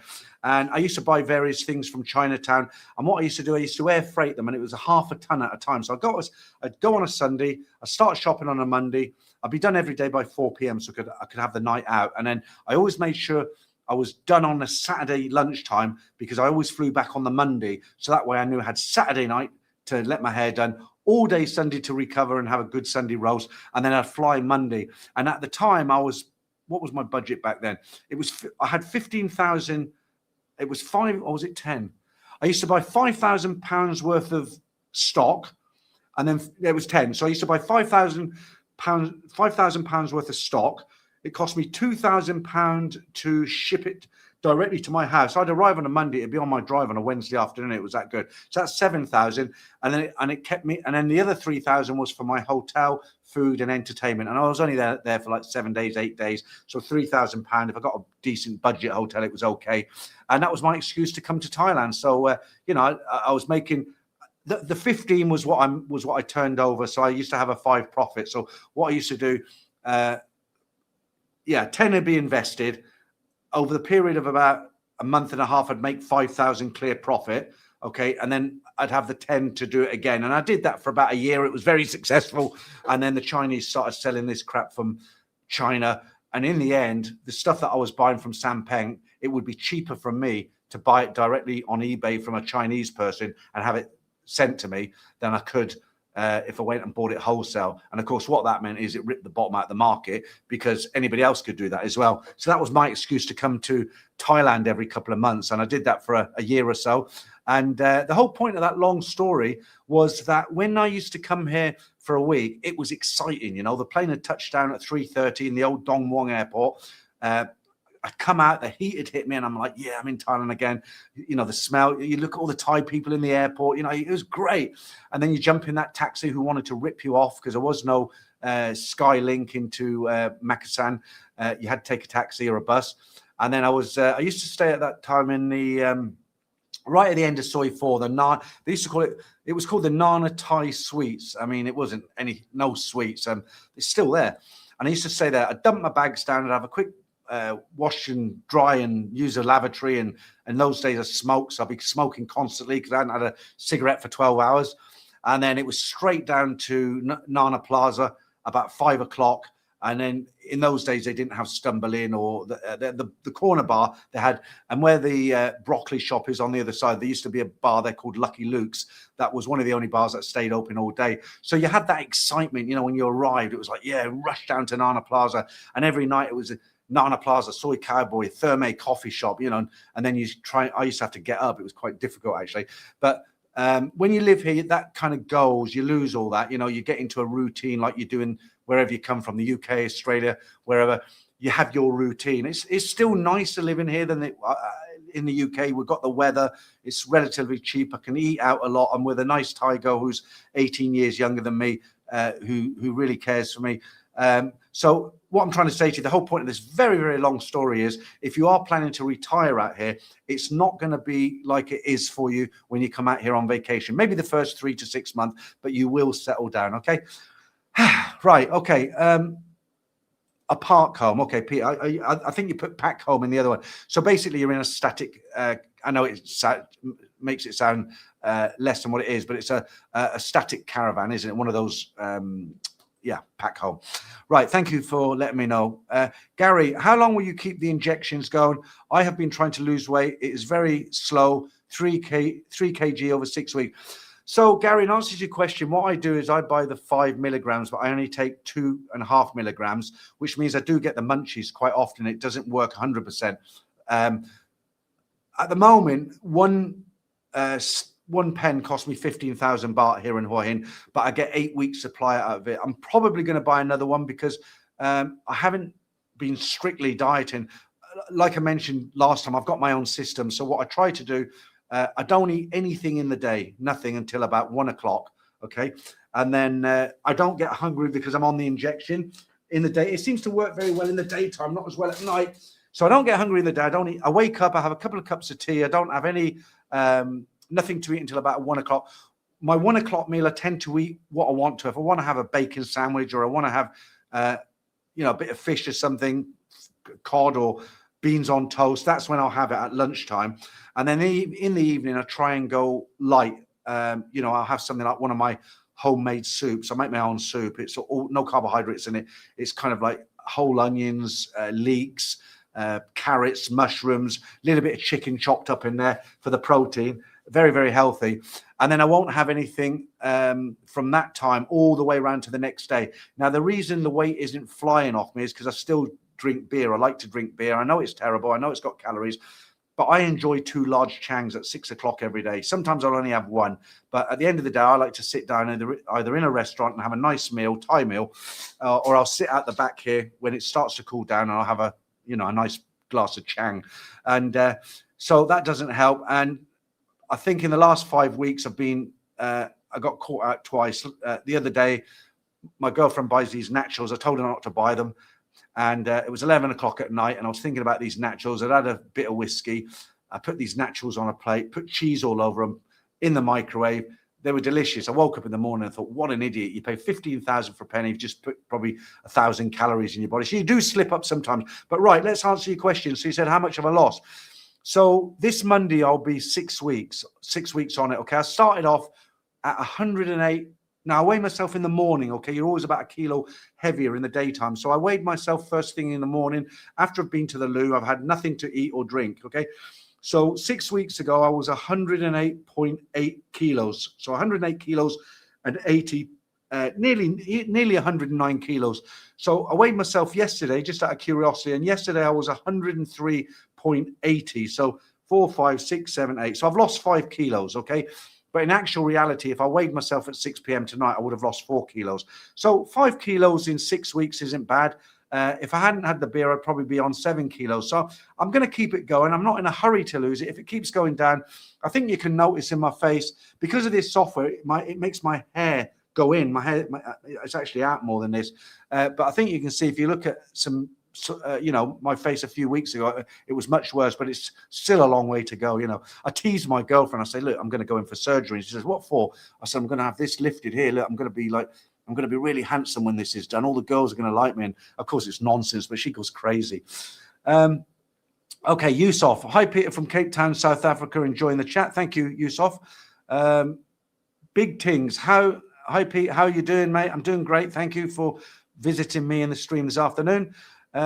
Gravel Billy one, did you get your full English breakfast for Sunday? Yes, I did. That's one thing I do on a Sunday, but my girlfriend has to have a day off. If I know she's going to be off, I make the effort. I go out and buy some lovely really nice back bacon from Villa, just like you get in the UK. I wash my bacon, believe it or not. I know it sounds silly, but it's so salty. I'm drinking water all day. So what I do when I take it out the pack, I actually wash the bacon, and then it goes in the oven. And normally I'll have some baked bean, and it's not really a full English because I can't eat a full English now. So I have bacon. I don't eat the sausages. Bacon, beans, mushrooms, fresh tomato, maybe a hash brown, couple of eggs, big mug of tea. And yeah, if she's off on a Sunday, I try and do that on a Sunday. It's something to look forward to. Pete, I live next to that army training base in Harrogate, but I live here in the winter for months. Okay. You probably hear them shouting over there, right? Orders. Sean, my electric was £1,600, but I run 1,600 baht rather, but I run aircon all night, 150 annually for trash, less than 100 for water, 7,000 for 3-room, 2-story house in Chonburi. It's definitely cheaper here, isn't it? Gravel Billy beans. Do you eat beans for breakfast? I eat beans when I make a proper breakfast with bacon and stuff, but not. I don't eat in the mornings. Okay. Perbert, that's a great question. Is your girlfriend okay with foreign food or just Thai?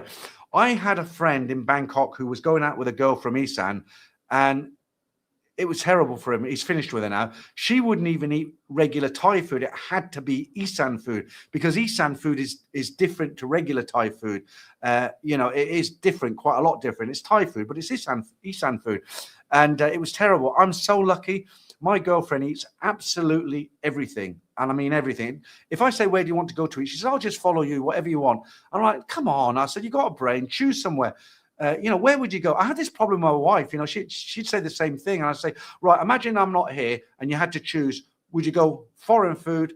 This is in England, right? Would you go Indian, Mexican? What would you do? She said, I'd just stay in and save money. It's like, so in answer to your question, though, my girlfriend's very good. She eats everything, pizza, full English breakfast. She eats a lot of Thai food. I eat a lot of Thai food, believe it or not. I think I mentioned last week when we've made this rule now. When we go out to eat, we try to eat Thai food because you can get a lot more. It's cheaper. I'm not a cheap Charlie, but I'm paying for 2 people. And you can just get a lot more value if you eat Thai food. If we eat English food, we tend to split a portion because I can't eat a big portion now. So if occasionally we go somewhere and we have a pizza, we'll have half each. And it fills me. If we buy fish and chips, which I don't at the moment, she'll have like half the fish and half the chips, and I'll do the same. But I'm very, very lucky. She does eat anything.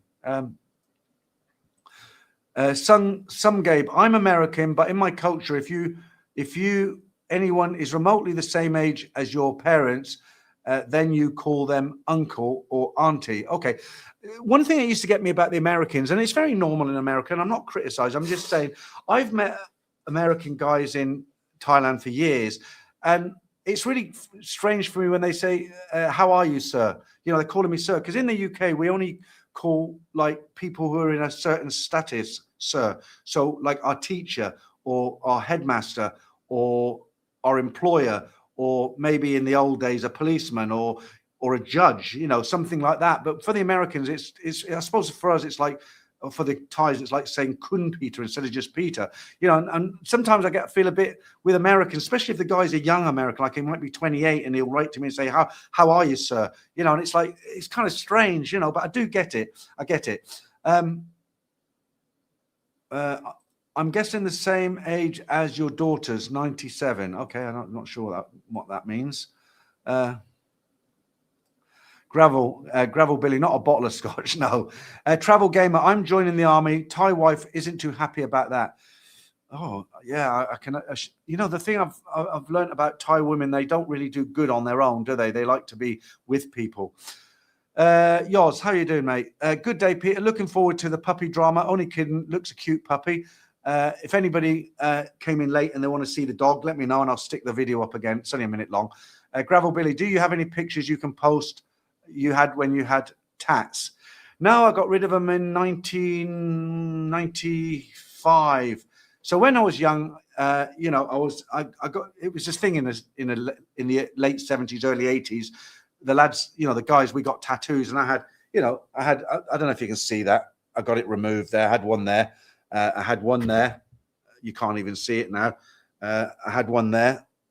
I had them all removed on Ceylon, 1995, I believe it was. And the reason I had them removed, I mean, now if it was nowadays, I wouldn't bother removing them. But back then, people judged you if you had tattoos, because I had them done in the UK.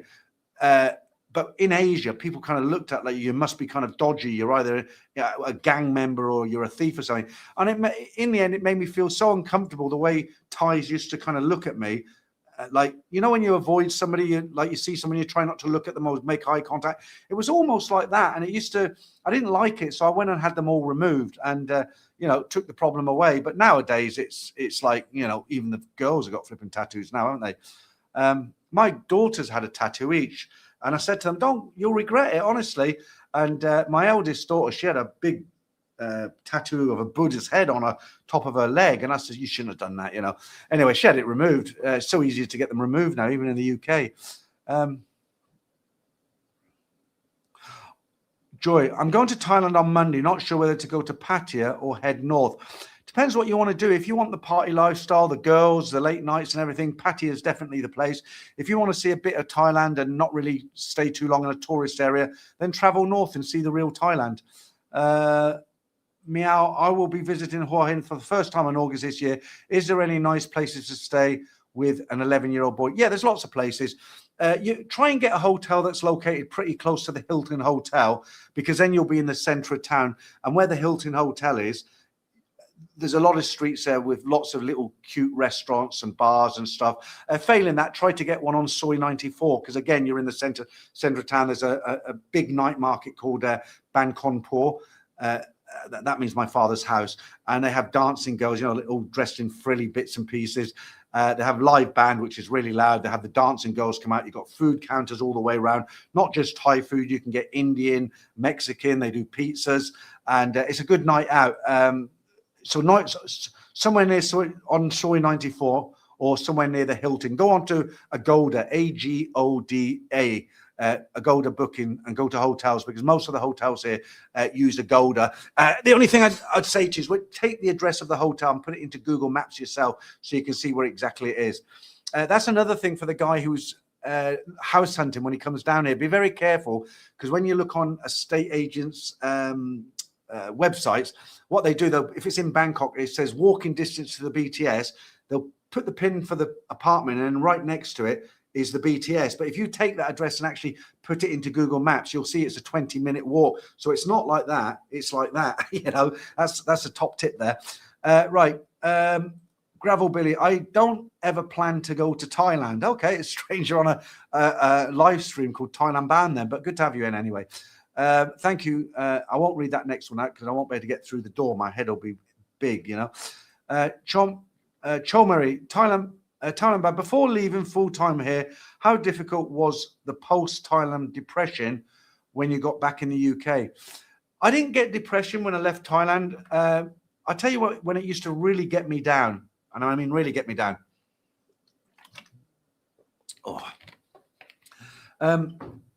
I used to snap back into gear into I was very good at kind of getting back into the Thailand mode when I arrived and getting back into the UK mode. I didn't really let it overlap.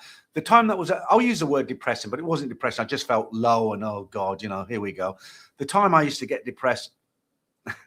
So I'd always get a night flight. I'd take off at 1 o'clock in the morning, Thai Airways or Eva Air, direct to Heathrow. I'd get in about 7 in the morning. Okay. I used to rent my hotel room for an extra day, but I used to leave at 7 o'clock in the evening or 8 o'clock in the evening. I can't remember now. So I was traveling at night down the main highway heading towards Dong Muang Airport or Suvarnabhumi. More recently, let's use Suvarnabhumi as a better example. More people know it. So as I'm coming down the highway, you'd come off the ramp and you could see the lights of the airport over there, and you go over those speed bumps to let you know the turning's coming. That's when I used to feel really low, and then the taxi would pull up and he'd put my bags on the trolley for me. I'd give him 100 baht and he'd be wiring me, and I'd walk into the airport, and there's that stairs. Once I go up that stairs to immigration, that's it. So the time I was going over those speed bumps, okay, until I'd passed through immigration, that's when I felt my lowest. Once I'd passed through immigration, I was okay. I went straight to the bar and had a few beers. And when I landed in the UK, I was so tired I didn't think about it. And then the next day I was working on eBay, selling my bits and pieces. So I wasn't really depressed about it too much. Thank you from Perbert again. I want to live your life. Thanks for all the info over the years. Well, thanks for being so generous, because if I counted up all these $10 you sent me, I probably owe you quite a few decent meals, right? And I hope to be able to treat you one day when you come over here. If you ever come to Hua Hin, because I know you, I know we met on here, but I know you quite well. Who's that little old Franco there? Look, the weather is hot. I'm melting. He's down in Pattaya, is Franco. He was here for a week before he told me. Well, he didn't tell me. A viewer said he'd seen him. Yeah, Perbert, if you ever come to Hua Hin, because I'm about 7-8 miles away, I'll come and pick you up in the car, and you can come over and have a look. Let me know what you think. Just again, Perbert, you're saying it seems like you on my same diet. Okay, yeah. Okay, Chrissy Thompson. I get all this advice, no offense to you, right? But you said, do the keto, 2 meals a day. It's like the jabs, only 3, and trust me. So I get lots of advice on what I should do. Cut out the carbs, cut out the beer, do the keto, do the carnivore diet, only eat vegetable. I mean, I get it all, and it's all good advice. But if I listen to everything that everybody tells me, my head would be going like that. So I'll tell you my problem with the keto diet, okay? I have been on it. Firstly, it makes your breath stink, okay? That is a fact. And I don't want to talk to people with smelly breath. But the thing that's more difficult, I found it very difficult to eat no carbs whatsoever, because right now I try not to eat carbs, okay? But I'll have the occasional sandwich once a week, you know, and some beers. The keto diet, I just couldn't think of enough recipes. Okay, I can have steak and eggs, okay? All right, now what shall I have for breakfast tomorrow? Okay, I'll have 2 boiled eggs. Okay, that's sorted. And lunchtime, I'll have a quiche, but I've got to cut the crust off. You know, I mean, it's difficult. It's a difficult one. It works for you. Got to do what works for you, right? And what works for me is a little system I've got in place, and it's obviously working because I am losing slowly but surely. People look at it and they say that's not a good diet. You know, you shouldn't be drinking beer. You shouldn't be eating carbs. I'm eating carbs. I'm drinking beer. I'm just not doing it in excess.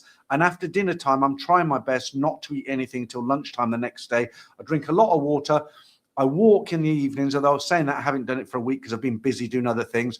But once Binto turns up on Monday, that's my dog, he'll be going out every night with me.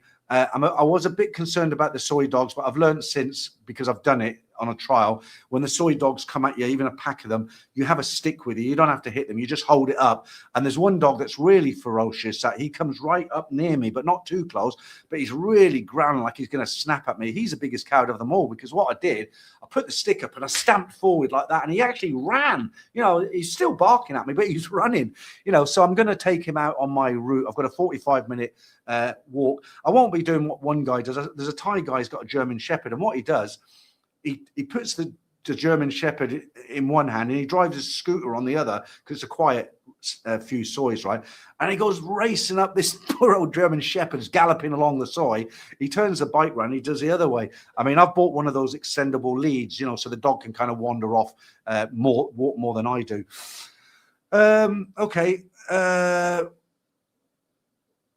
Yeah, again, I get all this information about the weight loss jegs. Thailand Bound, those weight loss injections have long-term side effects. You don't need them if you're disciplined. Well, the reason they work is because most people don't have the discipline. It's not because they're greedy or they, you know, it's just a natural instinct, isn't it, to eat as much as you can. And some people are very good. They can control themselves. But I can't, you know, I mean, I'm hungry. I want to eat. And the thing with these, yeah, I believe if you were on it for a year, then you're probably risking it. But, you know, they've done their tests on these pens, and they said it's something like 0.5% of 1% of something happening to some of the population. I was on it for 4 months before I gave it up. It works for me at the moment. Okay, I'll risk it for now. Okay, if you know, if my tackle drops off, I'll come back on here next week and say I've lost Mr. Wee Man. Right. Hopefully that won't happen. Right. Go well, go shell again. You don't work in a garage by any chance, do you? Pete, you're living in Hua Hin these days. Buzzing Trevor was there recently. He won't contact me. I don't know why. I have met him in Pattaya a couple of times, but he won't write to me for whatever reason. I haven't written to him. I don't think we're falling out. It's just, you know, you move on, don't you? Gravel Billy says, I really loved your live streams from your garden shed, my garage. But So in those days during COVID, remember, I didn't have anything to do all week. So my life revolved around my Friday and Sunday live stream. You know, all day I would spend making competitions all day, apart from a lunch break. You know, I can't do that now, can I?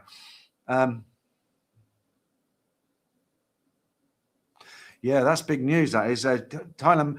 Have you heard about the British billionaire Assos co-founder died after Thailand balcony fall? He actually now it was on the news this morning actually. So this is a multi-billionaire from England. He went to Pattaya. He was on the 18th floor. His apartment's on the 18th floor, and he went off his balcony. Okay, they don't know if he fell or he jumped, but what the police have said is that the apartment was locked from the inside. There was nobody else there. There's nothing suspicious. There's nothing missing. You know, they're investigating. There's nothing more to say on that one. But yeah, money. You can have as much money in the world, can't you? But if you know you fall off your balcony, that's it. I seen a video last year of a young guy. He's what they call a base jumper, and he was in Pattaya. And actually, there was two videos going around. One was what happened. Actually, I'll tell you what happened first. So he's on a very high-story building in Pattaya. It's like a parachute. They call them base jumpers, I think. And they jump off these buildings. They pull the parachute and they land safely, and that's how they get their buzz. And there's two videos going around. His parachute didn't open, basically. One video, you see him jump, and you hear the guy, you hear a thump, and you hear the guy saying, "Oh God, oh God." And then on the other video, which you can't find any longer, there was a video going around where he's on the edge of the building's roof, and he looks at the camera and he's saying, "Is it on? Is it on? I can't see the red light." And he's saying, "Yeah, it's on. It's recorded." And he's like, "Right." He says, "See ya." And he jumps off, and you hear a thud, and you see the guy go over with the camera. And he's like, "Geez, oh God," or something like that. And you can see, you hear a load of Thai girls screaming because he just hit the pavement. I mean, he's only a young guy, you know, terrible.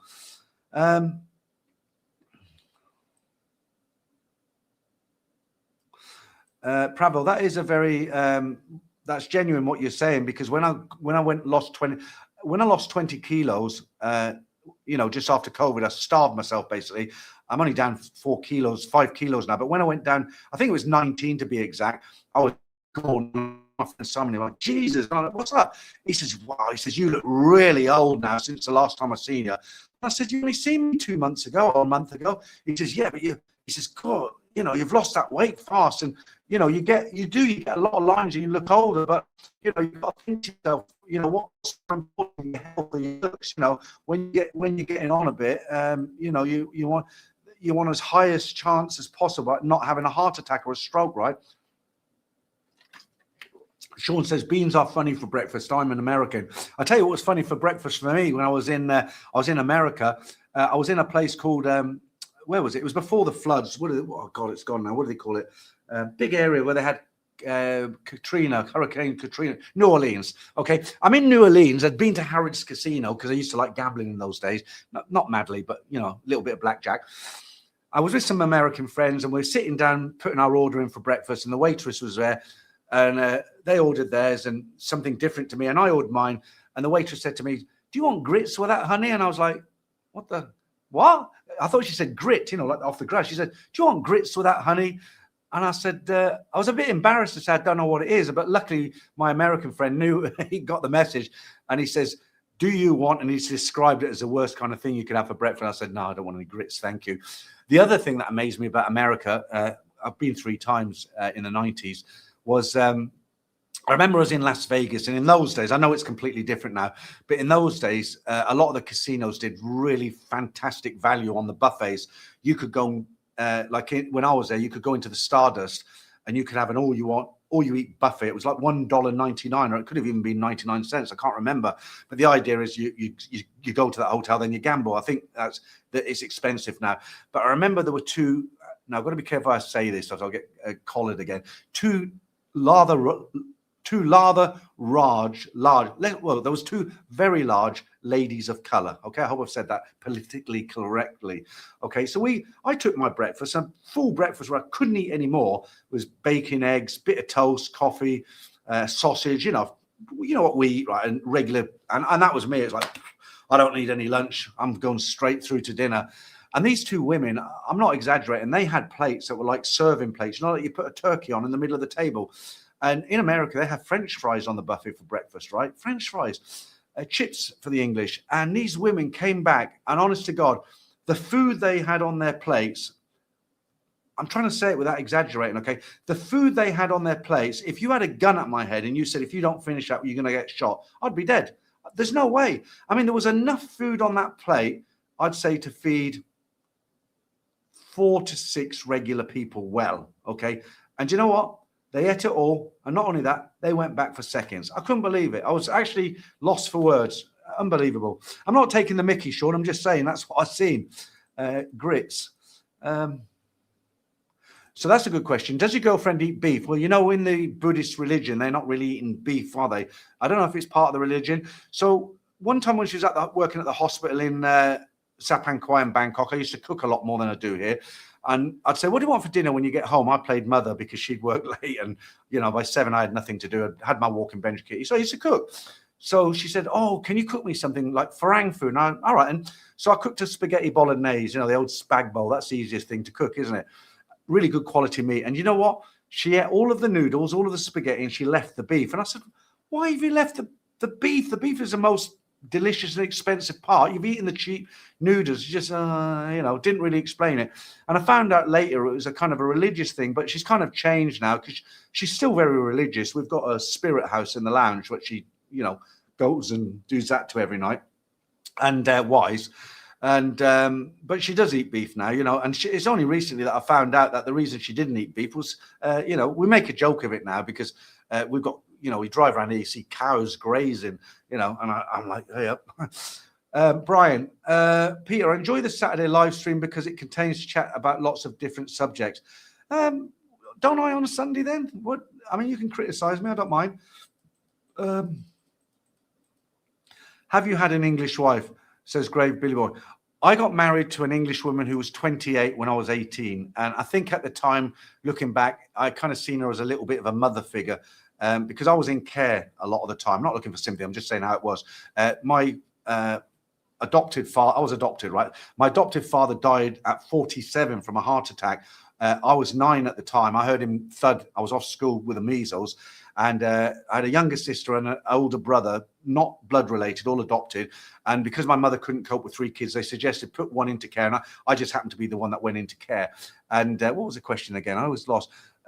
Okay, so I didn't really have that kind of motherly love sort of thing when I was growing up. Okay, let's not get soppy, but you know what I mean.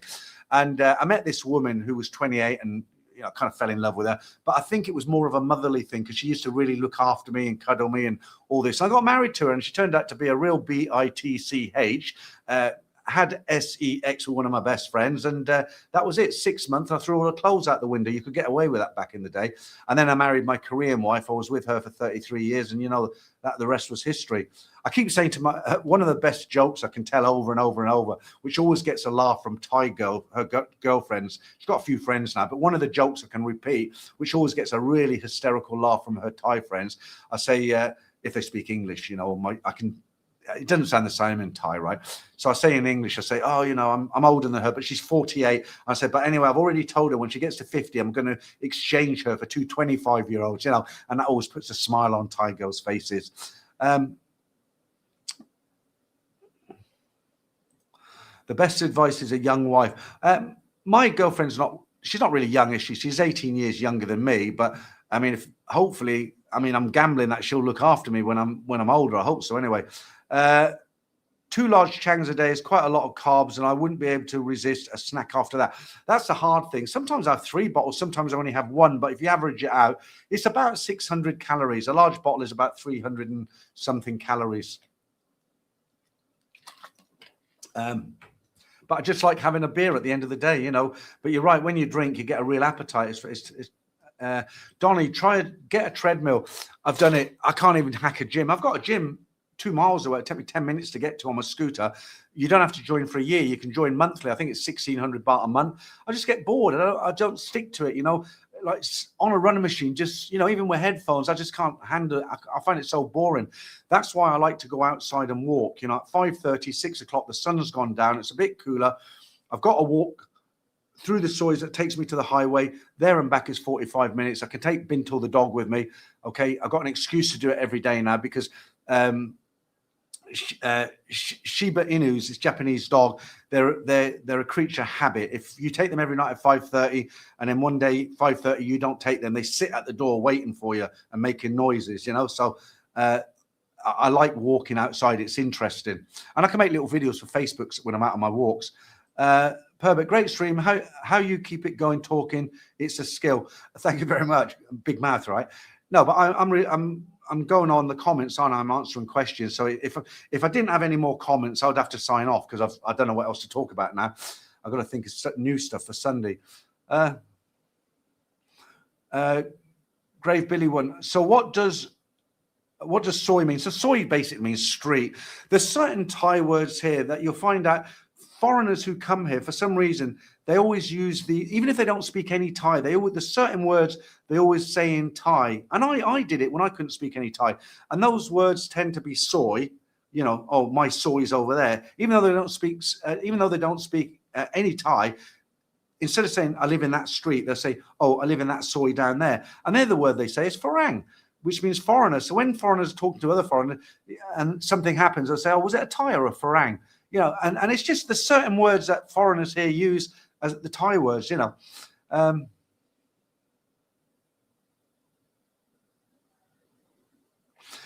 I do understand that. You're saying the reason we're giving you advice is because you're always talking about weight loss, but you can't take advice from everybody, can you? And like I say, I'm now on a system that's working for me. So I don't now want to come off it and change it because it's working.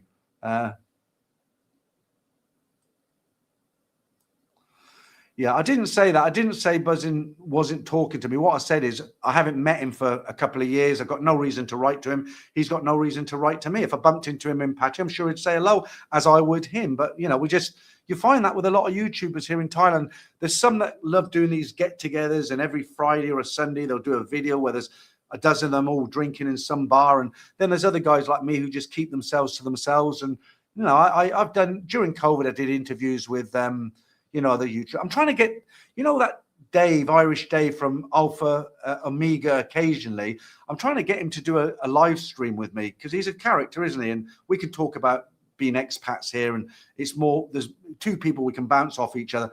And he did say he wanted to do a stream, and he answered my email, but I've written to him and I've said, look, call me or send me your number, but he never gets back to me. It's strange.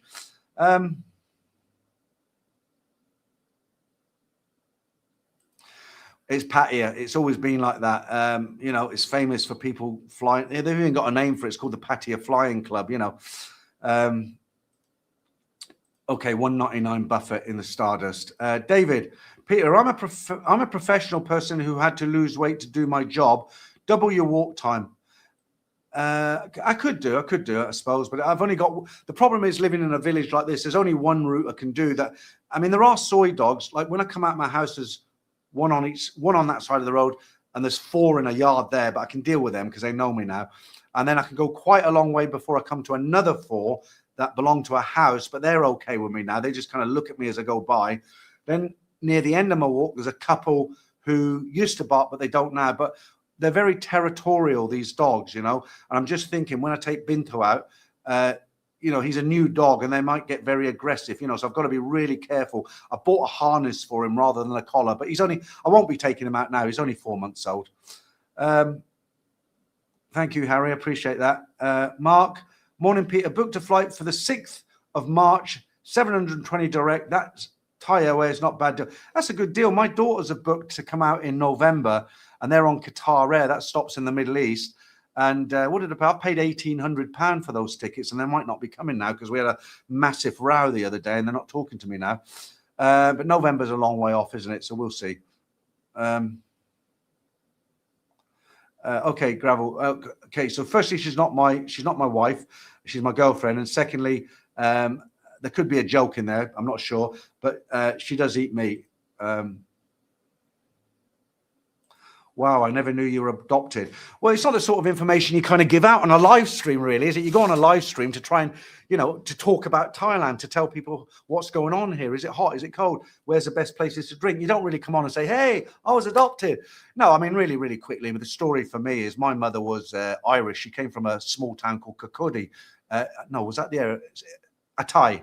The town is called Attai. It's about an hour outside I think it's Dublin. Is that in the south? It is, isn't it? So if you let's not get too geographical, but she came from Southern Ireland. She went to work in London in a hotel when she was 16, and in those days the staff used to live on the premises and the hotels in the basement or wherever, you know. And I think she was 17 at the time actually, and there was an Italian whatever got pregnant with me, and then he offered, and my mother being Catholic, she couldn't go back to Ireland with a baby and no husband because it was really scorned on. Even her own family would have rejected her. So what she did, there was a mother and baby place near Hammersmith, run by the Catholic nuns, you know, the Christian society.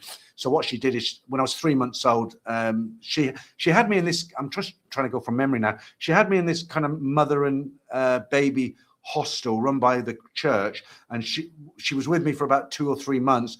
And then there was a place in Hammersmith, again run by the church, that would organize people who couldn't have babies.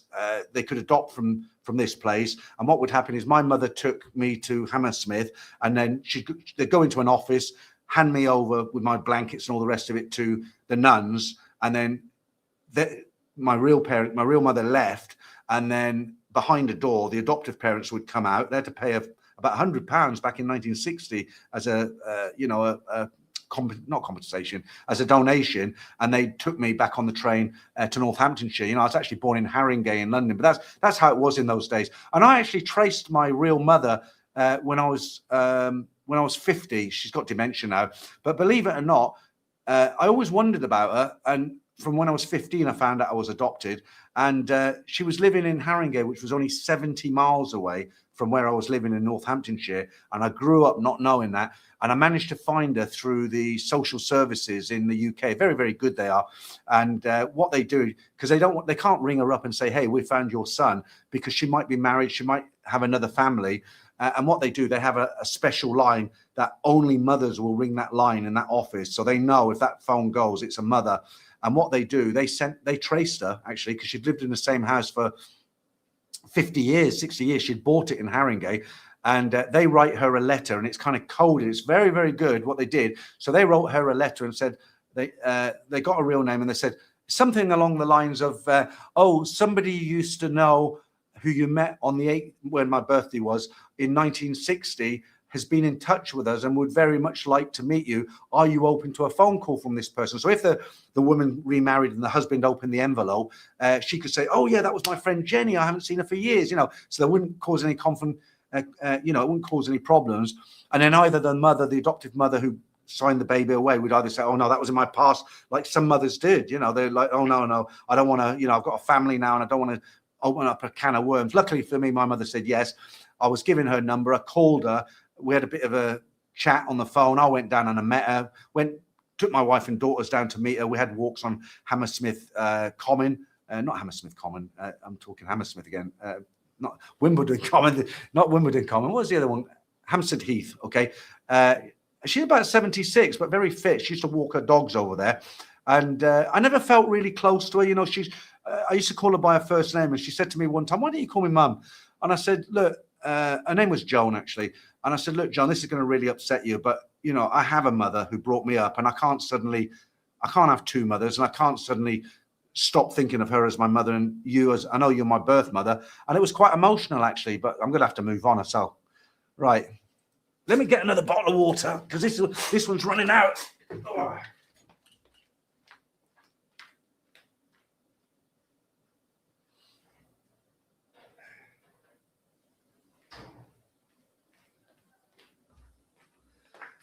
Right, this is it. This is the other thing I drink a lot of. I make it up and put it in the fridge. It's orange squash, and there's no sugar in it. You can buy it here. It's Robinson's orange squash with no sugar. So cheers. It's just sometimes you want something better than water, don't you? Water has no taste. Right, okay. Thank you, Grey Billy Boy. Appreciate that.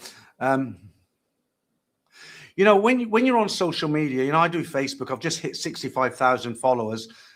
My growth on YouTube has gone really slowed down now, because I've had not a lot, but I've had well, a few people have unsubscribed because they were interested in Bangkok and my life when I lived in an apartment. I used to go out, and now I'm living a completely different lifestyle. You know, I live in a village just outside Hua Hin. I'm living with a girlfriend. I never told people I had a girlfriend before.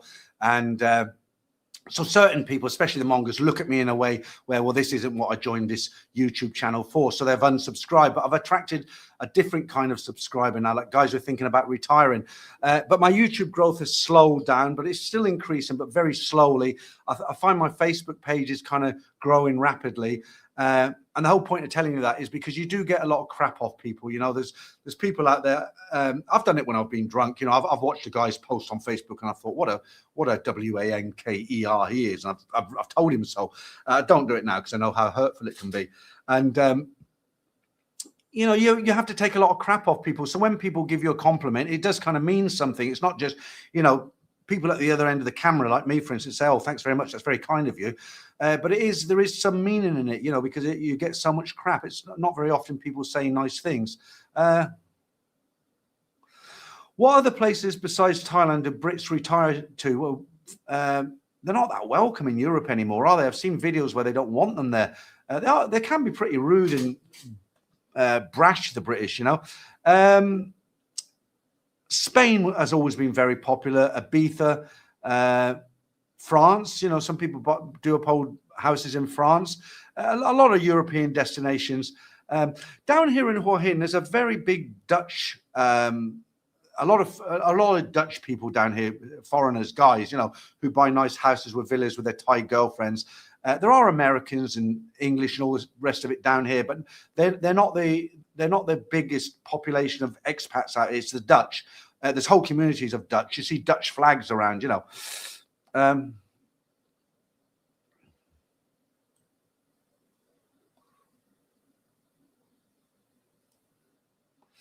Have you met Irish Times or any other people he has interviewed? Well, I don't really watch him too much because I haven't met him. No, I don't tend to watch too many YouTubers about Thailand because I spend so much of my time on YouTube and Facebook that in the evening, if I want to watch YouTube, I don't want to watch YouTubers talking about Thailand. You know, it's like I want to watch something else. I watched a movie that's just come out with Burt Reynolds in it the other night about an aging film star. That wasn't bad. I like history as well, so I do a lot of the old, especially aviation. You know, if it's a documentary about aviation or D-Day, you know, I hate those YouTube videos where it looks good. It says something like the title will be like 10 things you didn't know about the Mosquito aircraft, you know, wooden aircraft too in the Second World War. And you think, oh, this looks good. And you start it, and it's just some guy talking in 1942. The British came up with them, and there's a picture of a mosquito there. And then it's like they did this raid where they bombed this prison. And then it shows you a picture of the prison, you know, and it's like boring. And there's so many of those videos on YouTube now. Do you know the ones I find really relaxing? And I'm never going to go camping and make fires in the woods. I'm 65, right? But there's a lot of guys on YouTube that do these kind of almost survivalist videos, but they're not survival. They're just guys who go out into a forest and they show you how to make a accommodation for the night and how to light a fire without matches. And they go out and they carry food with them and they cook it. And, you know, they're sitting by the fire and it gets dark. And I find those kind of videos you can get wrapped up in them. They're very relaxing, you know. Perbert says, orange squash, what does that mean? You didn't know what caravan meant, did you? A lot of the words we use in England, Americans don't know what they were. I took my daughters away in a caravan once, and you have to go and look it up. A caravan, if you're not British or if you don't understand what it is, it's basically a little house you put on what would you call it in America? A trailer, you know, where you live in you can go on holiday and you live in it. It's got beds, cooker and fridge and everything. So orange squash, it means it's concentrated orange. It's got a little bit of real orange in it, but it's concentrated. And so before I fill that up, I'll put that much orange squash concentrate in it. And then the rest is water, and you've got the taste of orange. And there's no sugar in it at all. So there's probably a few chemicals in it, you know, for the color and stuff. I did look up on ChatGPT because I drink it every day. And I did put in the question and said, if I drink orange squash every day, is it bad for me? And it basically said the only thing that it can do is if you don't drink water after it, it can be bad for your teeth. So I have to be very careful. Herbert says, I grill squash with dinner. Okay, that's a vegetable. Okay. All right. Ian UK. Very impressed with the Thai government visa website. Applied for a tourist visa Wednesday, granted the next day, cost £30, took about 15 minutes. That was probably luck, Ian, to be honest with you, because sometimes you go on the websites for the immigration or the, and they can be not that great. Let's just put it that way. Gravel Billy Boy says, I never had Facebook. Is it a nice place? Facebook is a funny beast because it's one of those places. I used to look at Facebook and I used to think, oh, how silly. Because what it is, people post things that, for me, I always thought, why would you want to watch that? Like somebody will go to a cafe and they'll order a chocolate cake slice and a coffee and they'll put it on the table nicely and they film it and they'll say, I went into this cafe day and ordered this lovely piece of chocolate cake and it cost me £1. Okay, and people watch that stuff, right? And I used to think, I said to my friend Simon, I said, what's the point of a Facebook page or social media? People are just putting crap on there. Who wants to watch that? I can understand a YouTube video when somebody's showing you how to get from Edgar Meyer bus station in Bangkok to Pattaya, what number bus to take, what number stand to go to, how much to pay, what window to buy the ticket. That's information. But, somebody eating their fish and chips. And he actually said, and this is when I had a Facebook page, but I had hardly any subscribers because I never looked at it ever. I never uploaded to it. I just thought, oh, Facebook, I better have an account, like you do. And the reason I keep looking here instead of the cameras because I've got my CCTV here, front, back, sides. It's very distracting. I should turn it off, but I'm on my own, so I better not. And he actually said to me, he answered me, he said, listen, he says, you're on YouTube. If you don't get involved in social media, you'll get left behind. And that worried me a bit. So I started just posting things on Facebook every day. I mean, I've made 6 videos about my grass in my garden, and okay, some people come back and say, Jesus, I can't believe I'm watching a video about somebody's grass. Or, another guy will say, I'm glad I caught this video. I just wouldn't have been able to sleep tonight, But other people write to me, they say, where did you get your grass seed? What grass seed did you use? It's looking great. What time of the day do you water it? And what soil do you get? And that's genuine questions. So I made a bit of a series. I'm still making videos about my grass. And you'd think to yourself, if I said to somebody, I'm going to make videos about my grass on Facebook, will anybody watch them? And they'd think, you need to get a life, mate. There's something wrong with you. Of course not. But they do. Thousands watch, So I think the whole point of Facebook is, there's enough people out there to find what anybody's doing. There's a lot of people who look at you and think this is boring, but there's also a lot of people who will look at stuff that are interested in it. I'm interested in aviation from the Second World War. That'd bore the pants off some people. There's some people, they watch videos of cat cafes. So you have a cafe and it's got cats roaming around it. I'd find that extremely boring, but some people have it on all day while they're working because they think cats are cute. Facebook, same thing.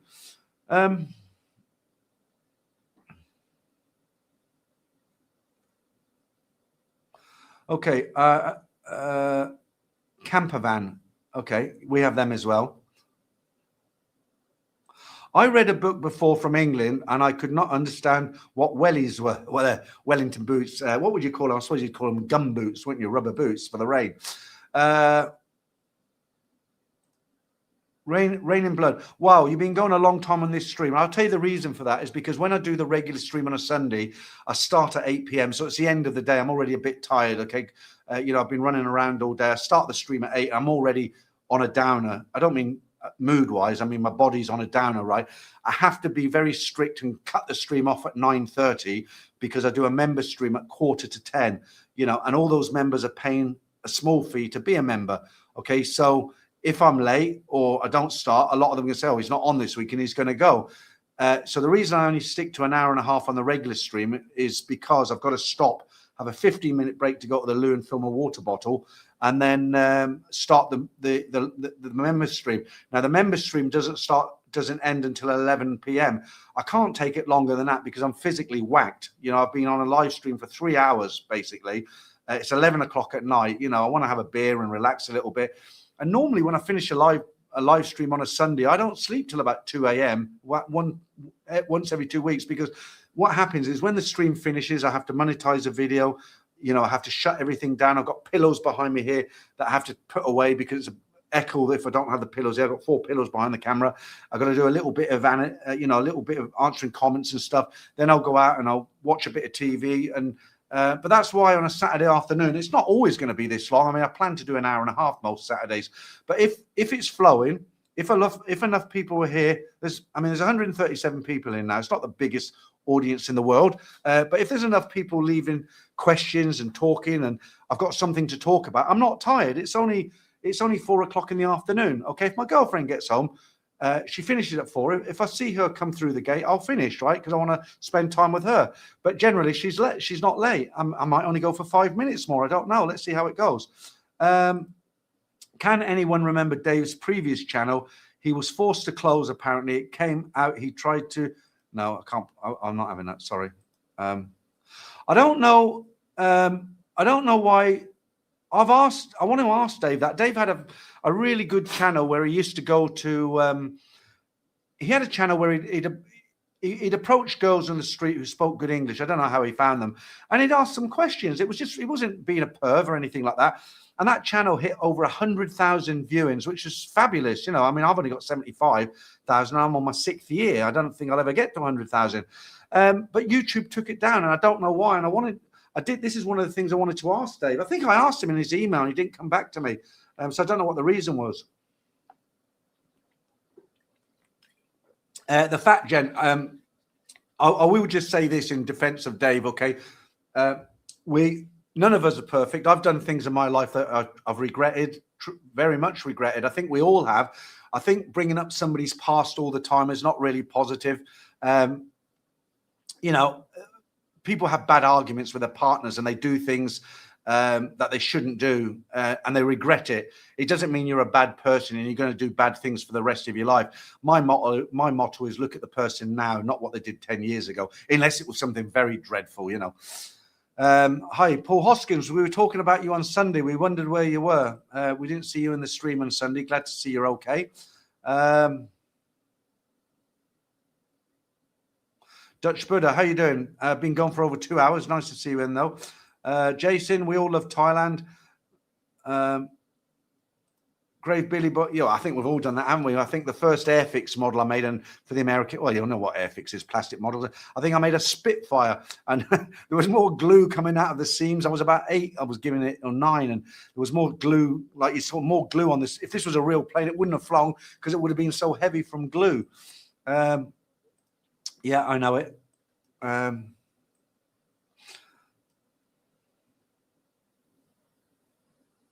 My father was stationed in the Philippines. Yeah, a lot of Americans were. I'm presuming you're American, right? That's a good talking point. So it says a number of live stream YouTubers have exploded in Pattaya. Yeah, I've noticed that. I mean, when Trevor started his channel down there, during COVID, I think it was, or just before COVID, about the same time I started mine, and we used to do some chats and everything, and there wasn't really anybody else. There was Des. You never see his face in the videos. He does new bar openings, and he's always getting his hair cut and telling stories, isn't he? His barber tells him a story every other day. But there was a few YouTubers, but down there now, I mean, what it is, because it's all over the internet, people go to Pattaya. And there's a lot of people stay in Pattaya, and they think, okay, I know what I'll do. I'll make a YouTube channel, and I'll make I'll get rich, and I'll get famous, and I can live in Pattaya for all my life. But the problem is, it's not. The problem is now, YouTube has got very, very strict about Pattaya, okay, because they know what it is, and generally speaking, they will not monetize a lot of the videos. So although I'm here in Hua Hin, I made a video about Pattaya, and it was called "Is Pattaya Declining or Becoming Unpopular?" And all it was B-roll. I wasn't even in the video, so it was just, there was no girlies in it, as far as, like, I wasn't filming girls on Beach Road, freelancers, anything like that. It was just B-roll, walking down Beach Road at night, not pointing the camera at the girls. I was literally, it was straight, and then up through Soy Bacau, walking street, just regular B-roll, okay?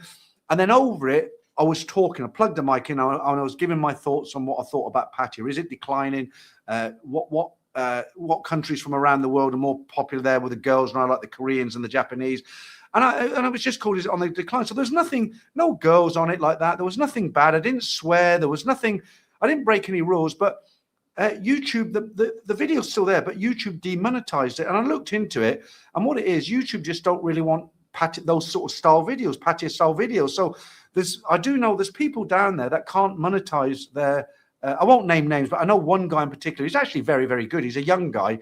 Most of his videos about go-go bars or new bars opening up, the girls, and he does, the 3-day run. It's all about the bars, the girls, the mongering and everything. But his editing is very, very good. He's got a big following, obviously a different following to me. But I've watched one of his where he said, maybe 8 out of 10 of his videos that he's put a lot of work into, YouTube won't monetize them because they just don't like those sort of videos, even though he might not even have his camera stuck up a skirt. It's the fact that he's in Soy 6 or somewhere like that, and they just don't like it. But you're right, there is a hell of a lot of new YouTubers exploding in patio. I don't know how you feel about most of them. Girlfriend will want your attention when she comes back, or you'll want. She's tired when she gets back. She's really working hard at this hospital. The difference between here and Bangkok was one person got assigned one job. She was number 2 in the accounting department in Sapan Kwai, San Paulo up in Sapan Kwai. So she did one particular job. But the thing is, in the hospital here, because it's not as busy, they assign several jobs to each member of staff. And sometimes she comes home, she's so tired, I want to talk to her because I've been on my own all day, but then I can read her. I can think, she's tired. She just wants a good meal, a shower, and she likes to watch a bit of Thai TV every night. Who can blame her? But I'll see if she comes home before 6 o'clock, she'll be okay. We'll go out for dinner if she comes home before 6. But the last few nights she's finished at 4 and come home at 7:30. Kev, thank you. Kevin Sutherland, thank you for that. Gravel Billy 1. Are you planning to have a son with your knee? Are you planning to have a son with you? Not sure about that. Right. Let me just show you the dog again before I go, because the chat has dried up a bit. So if you've been here since the beginning, I'm sorry if this bores you, but a lot of people have been asking about the new dog. So what I'll do, I'm going to put a picture up of what he'll eventually look like. He's a Japanese dog called a Shiba Inu. I think that's how you pronounce it. We're calling him Binto because that's a Japanese name. It fits for a Japanese dog. He's medium build. He's very loyal. He can be very stubborn, very clean dog, a bit like a cat cleans themselves. So that's what he'll look like eventually when he's grown up.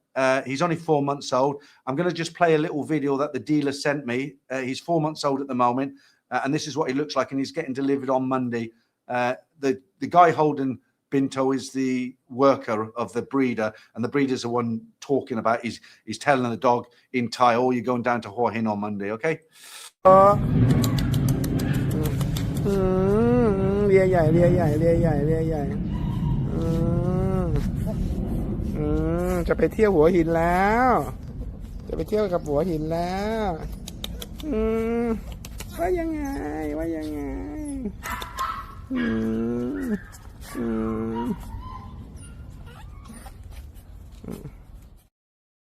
So I might sound a bit soppy, but I've had dogs all my life. I mean, all my life. The only time I didn't have dogs was when I was in the hotel business, which I guess it was quite a long time as well. But any time I've had a home, I've had dogs. And apart from when I couldn't have one if I had an apartment. And I really like dogs because they're like your best friend, aren't they? You can have the shittiest day. You go out to work, your boss is a real an a-hole that day. All the people at work have kind of turned on you for whatever reason. You've become unpopular. You go out and you've had a really bad day. You come home and your best friend is waiting for you there, wagging his tail because he's so happy to see you. They don't have mood swings. They don't get, they're not demanding, are they? And I really like dogs a lot. And it's going to be nice just having him wandering around the house. Very affectionate dog by the looks of it. And it's going to give me an excuse to walk every night, go out and walk him every night. So I am very much looking forward to getting him on Monday. He should be here about 11 o'clock on Monday. And of course, I won't put him on YouTube, but I'll put a couple of videos up on Facebook. I hope the only thing I'm a little bit worried about, he seems to be very close to the worker there, because he's been looking after him for the last, I don't know how long. So he might be a bit depressed for the first few days because he misses him. But hopefully, dogs are very resilient. Hopefully he'll get over it and he'll take, I know my girlfriend's going to be really lovely with him, really, really kind.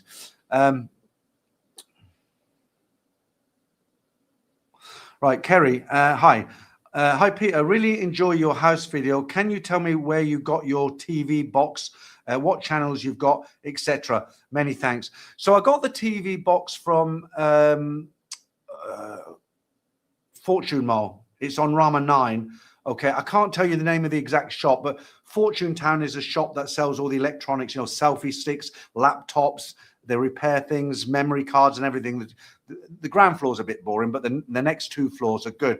So what you do, if you're coming in from, you get on the train at Asok, the first stop, you're going to head towards, not Chinatown, the other way. Okay, so the first stop would be, what was the first stop? I can't remember the first stop, but you're basically going to go to Rama 9. It's the second stop after Asok. When you come out of the tube, the signs, one sign will say, God, my memory, that one side will say Fortune Town. You just follow the sign to the foot, because there's 2 tunnels. One goes to Fortune Town, and when you come out, you're right outside. The other one is to that big mall. They're all over Bangkok. I forget, Central. One will say Central Mall, and one will say Fortune Town. Follow out to Fortune Town. You go in the door, go up to the 3rd floor as far as you can. Okay, and then the kind of alleyway, the shop, because you've got little shops on each side. It's almost like a road, a small street. When you get to the end, it branches into 2 and goes round a food court like that. So if you go to the left, just look in them shops. It's quite obvious because you can see the TV boxes and stuff like that. But I tell you, a better option really is to get an Amazon Fire Stick. Okay, because you can they come with Netflix already on them. They come with YouTube on them. I don't know if you can jailbreak them these days, but I've got a few movie apps on there that you just go onto YouTube and put, where can I get free movie apps for Amazon Fire Stick, and it will tell you how to load them and everything. And that's probably a cheaper option, because the box that's got the Thai TV on it for my girlfriend in the bedroom, there's a subscription of 2,000 baht a year for that. So when the subscription runs out, I plan to buy a Amazon Fire Stick and just get a Thai TV app on that, and it'll be free after that. And an Amazon Fire Stick out here is about 50 quid, not even that, 40 quid. So yeah, I hope that answers the question. Thank you, Anders. Yeah, perfect. So I didn't want something that was huge like an Alsatian, because we don't have the room. We've got a nice yard, and he can run around and chase a ball and stuff, but a big dog needs a lot of exercise, and I didn't want one of these little piddly things that the bar girls carry in their in their handbags when they go to the go-go bars. So a nice medium-sized dog.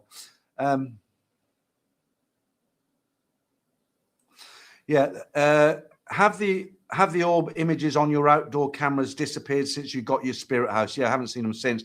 So what that story said, what he's talking about, and this kind of spooked me a little bit. Okay, so there's a video on my channel called "What Did I Catch on My CCTV?" So the first night I did a live stream and I had my CCTV at the back of my house. There's banana trees, nothing else. There's a wall obviously between me and there, and there was a kind of orb. It wasn't round, it was shaped like a oblong, like this. And the way it was moving, it looked like it was walking, then it had come over the fence, and then it was just didn't move like a normal orb, and it was there for a long time. And at one time it looked like it ran into the jungle, then it came out, jumped over the wall. It looked like it came through the wall here, and it was kind of spooky, because I don't know what it was. And I put it on video, and actually by the time I actually put it on video, most of the big kind of movements had gone, and to this day, I don't know what it was. Obviously, it was an orb, but was it some kind of a spirit? I don't know. I mean, it moved. Have a look at the video. I put a bit of creepy music over it just to get in get the feel of it or whatever. But no, since she's put the spirit house up, no, there's been nothing at all. Wow, didn't know that breed's so affectionate. Yeah, they're Japanese. They were bred in Japan to catch things like birds and squirrels, small mammals. And if you look at that dog, videos of the Shiba on YouTube, you'll see if a pigeon or a bird comes in, or a squirrel in the garden where they are, they go ballistic, and they're always looking around. When they're in the garden, they're always looking up at the tree, or at the top of the fence where birds land. They're playing, but they're always on vigilant alert.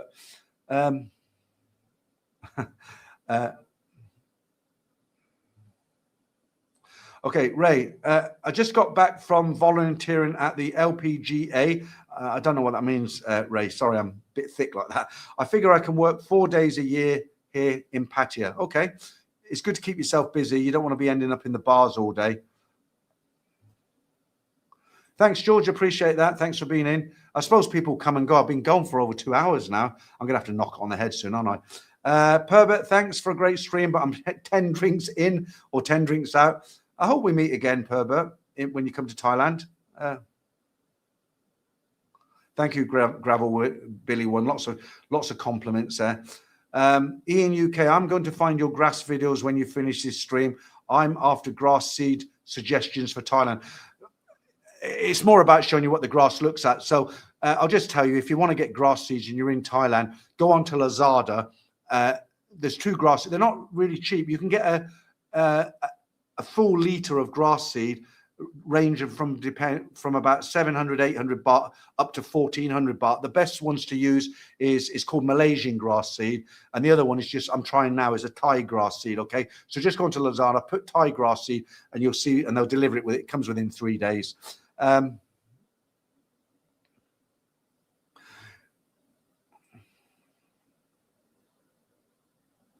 Yeah, I've watched those videos. You're saying Amazon have started blocking apps they believe can breach copyright material. There's actually an app, a very clever app that you can download. That what it does, it copies your app. So that's happened to me actually. I was watching one called UK Turks, which is a brilliant app. They've got all the old English TV series and modern TV series, live TV, films, all gangster movies, war movies. They've got everything on there. And every now and again, I'd hit the app and I'd get a message come up from Amazon that says this will no longer work because it's copyright material. And the only option I've got is to delete it or come out of it. But I found an app now. What you can do is it copies your app, but it names it something else. It puts some kind of different code in it. So when Amazon look at that, they don't recognize it. Okay, so it's still got the same picture. It's just not called in the coding that Amazon look for. It's not called that this app duplicates it and calls it something else. So it doesn't delete it. Don't ask me what the app is because I can't remember. Gravel Billy Boy, I have seen orbs in an old cemetery. I've never seen them before, but that one on my camera. What was strange about it was the way it was moving. Not that it was an orb, it was just moving really radically, you know. And I did go out at the back and I did check. There was no light sources. There was no reflection from the infrared. There's no way. You know, I couldn't see anything. I couldn't see any light source. It wasn't coming from my camera, as some people suggested. And if it was some kind of outdoor light source, it would be the same pattern. It wasn't. You know, the way it was moving about, it was quite creepy.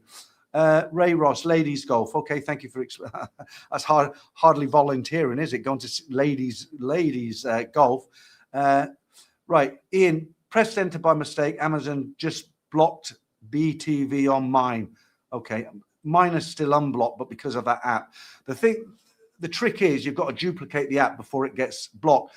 But what I find with Amazon, what you can do is you can delete that. You can actually delete it, like they say, and then go and get it again, and it works for a while.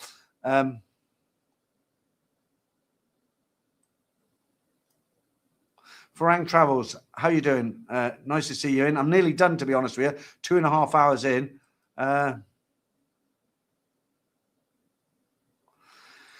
Yeah, I hear you, but you know, I'm English. I like grass. I just get this nature feel. You know, when I come out in the morning, I can smell the grass. I can look at the grass. People say put concrete down, put AstroTurf down, but I'm old school. You know, I like grass. And do you know what? Believe it or not, with all this YouTube running around and the things we do here in Thailand, I actually enjoy once a week plugging in the mower and doing my lawn. I know it's pathetic, isn't it? But I enjoy it. Okay.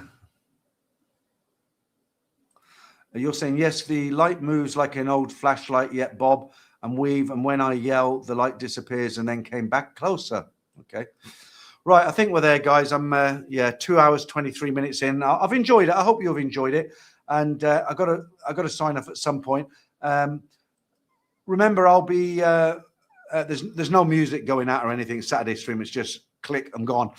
So I will be back next Sunday at the regular time, 8 p.m. for the regular stream, and then the member stream again at 9:45 until about 11 o'clock.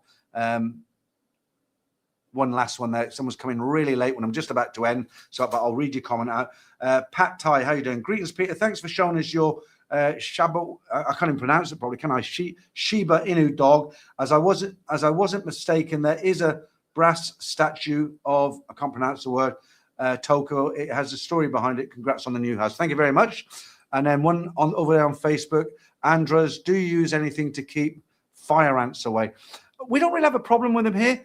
They're yeah, there's no problem. And even mosquitoes, we in the nighttime, we don't have that many, but I've got one of those burning coils. I put 2 on it, you know, at the same time. If we eat outside, we've got a little not Bunsen burner, that's in a science lab, isn't it?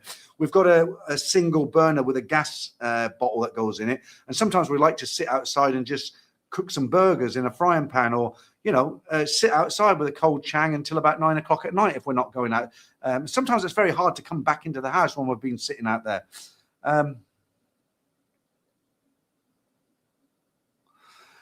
I don't think there's nothing more interesting to post about. The adoption is new information. You post a video about your life. I'd get so much crap. People would be sending messages. Who do you think you are? I do get enough as it is anyway. Right, guys, I think that's it. I'm going to, what time is it now? It's 4:25 here. Hopefully, Madame will come on the bike, the scooter that I bought her. Very good. I bought her a Scooby 110cc. She loves it to bits. Cute little thing. Right, guys, Saturday. Enjoy the rest of the weekend. I'm going to, if she comes home, we're going to go out to dinner. I might go out for a walk now. CCTV, I should be looking at you, not over there, right? Guys, thanks for all the guys who gave me the super chats. Very generous as always. Thanks for watching the stream. I'll be back on Sunday, and I'm not going to have a cold chang now, but I'll have one later. Okay, thanks a lot, guys. Catch up with you all soon.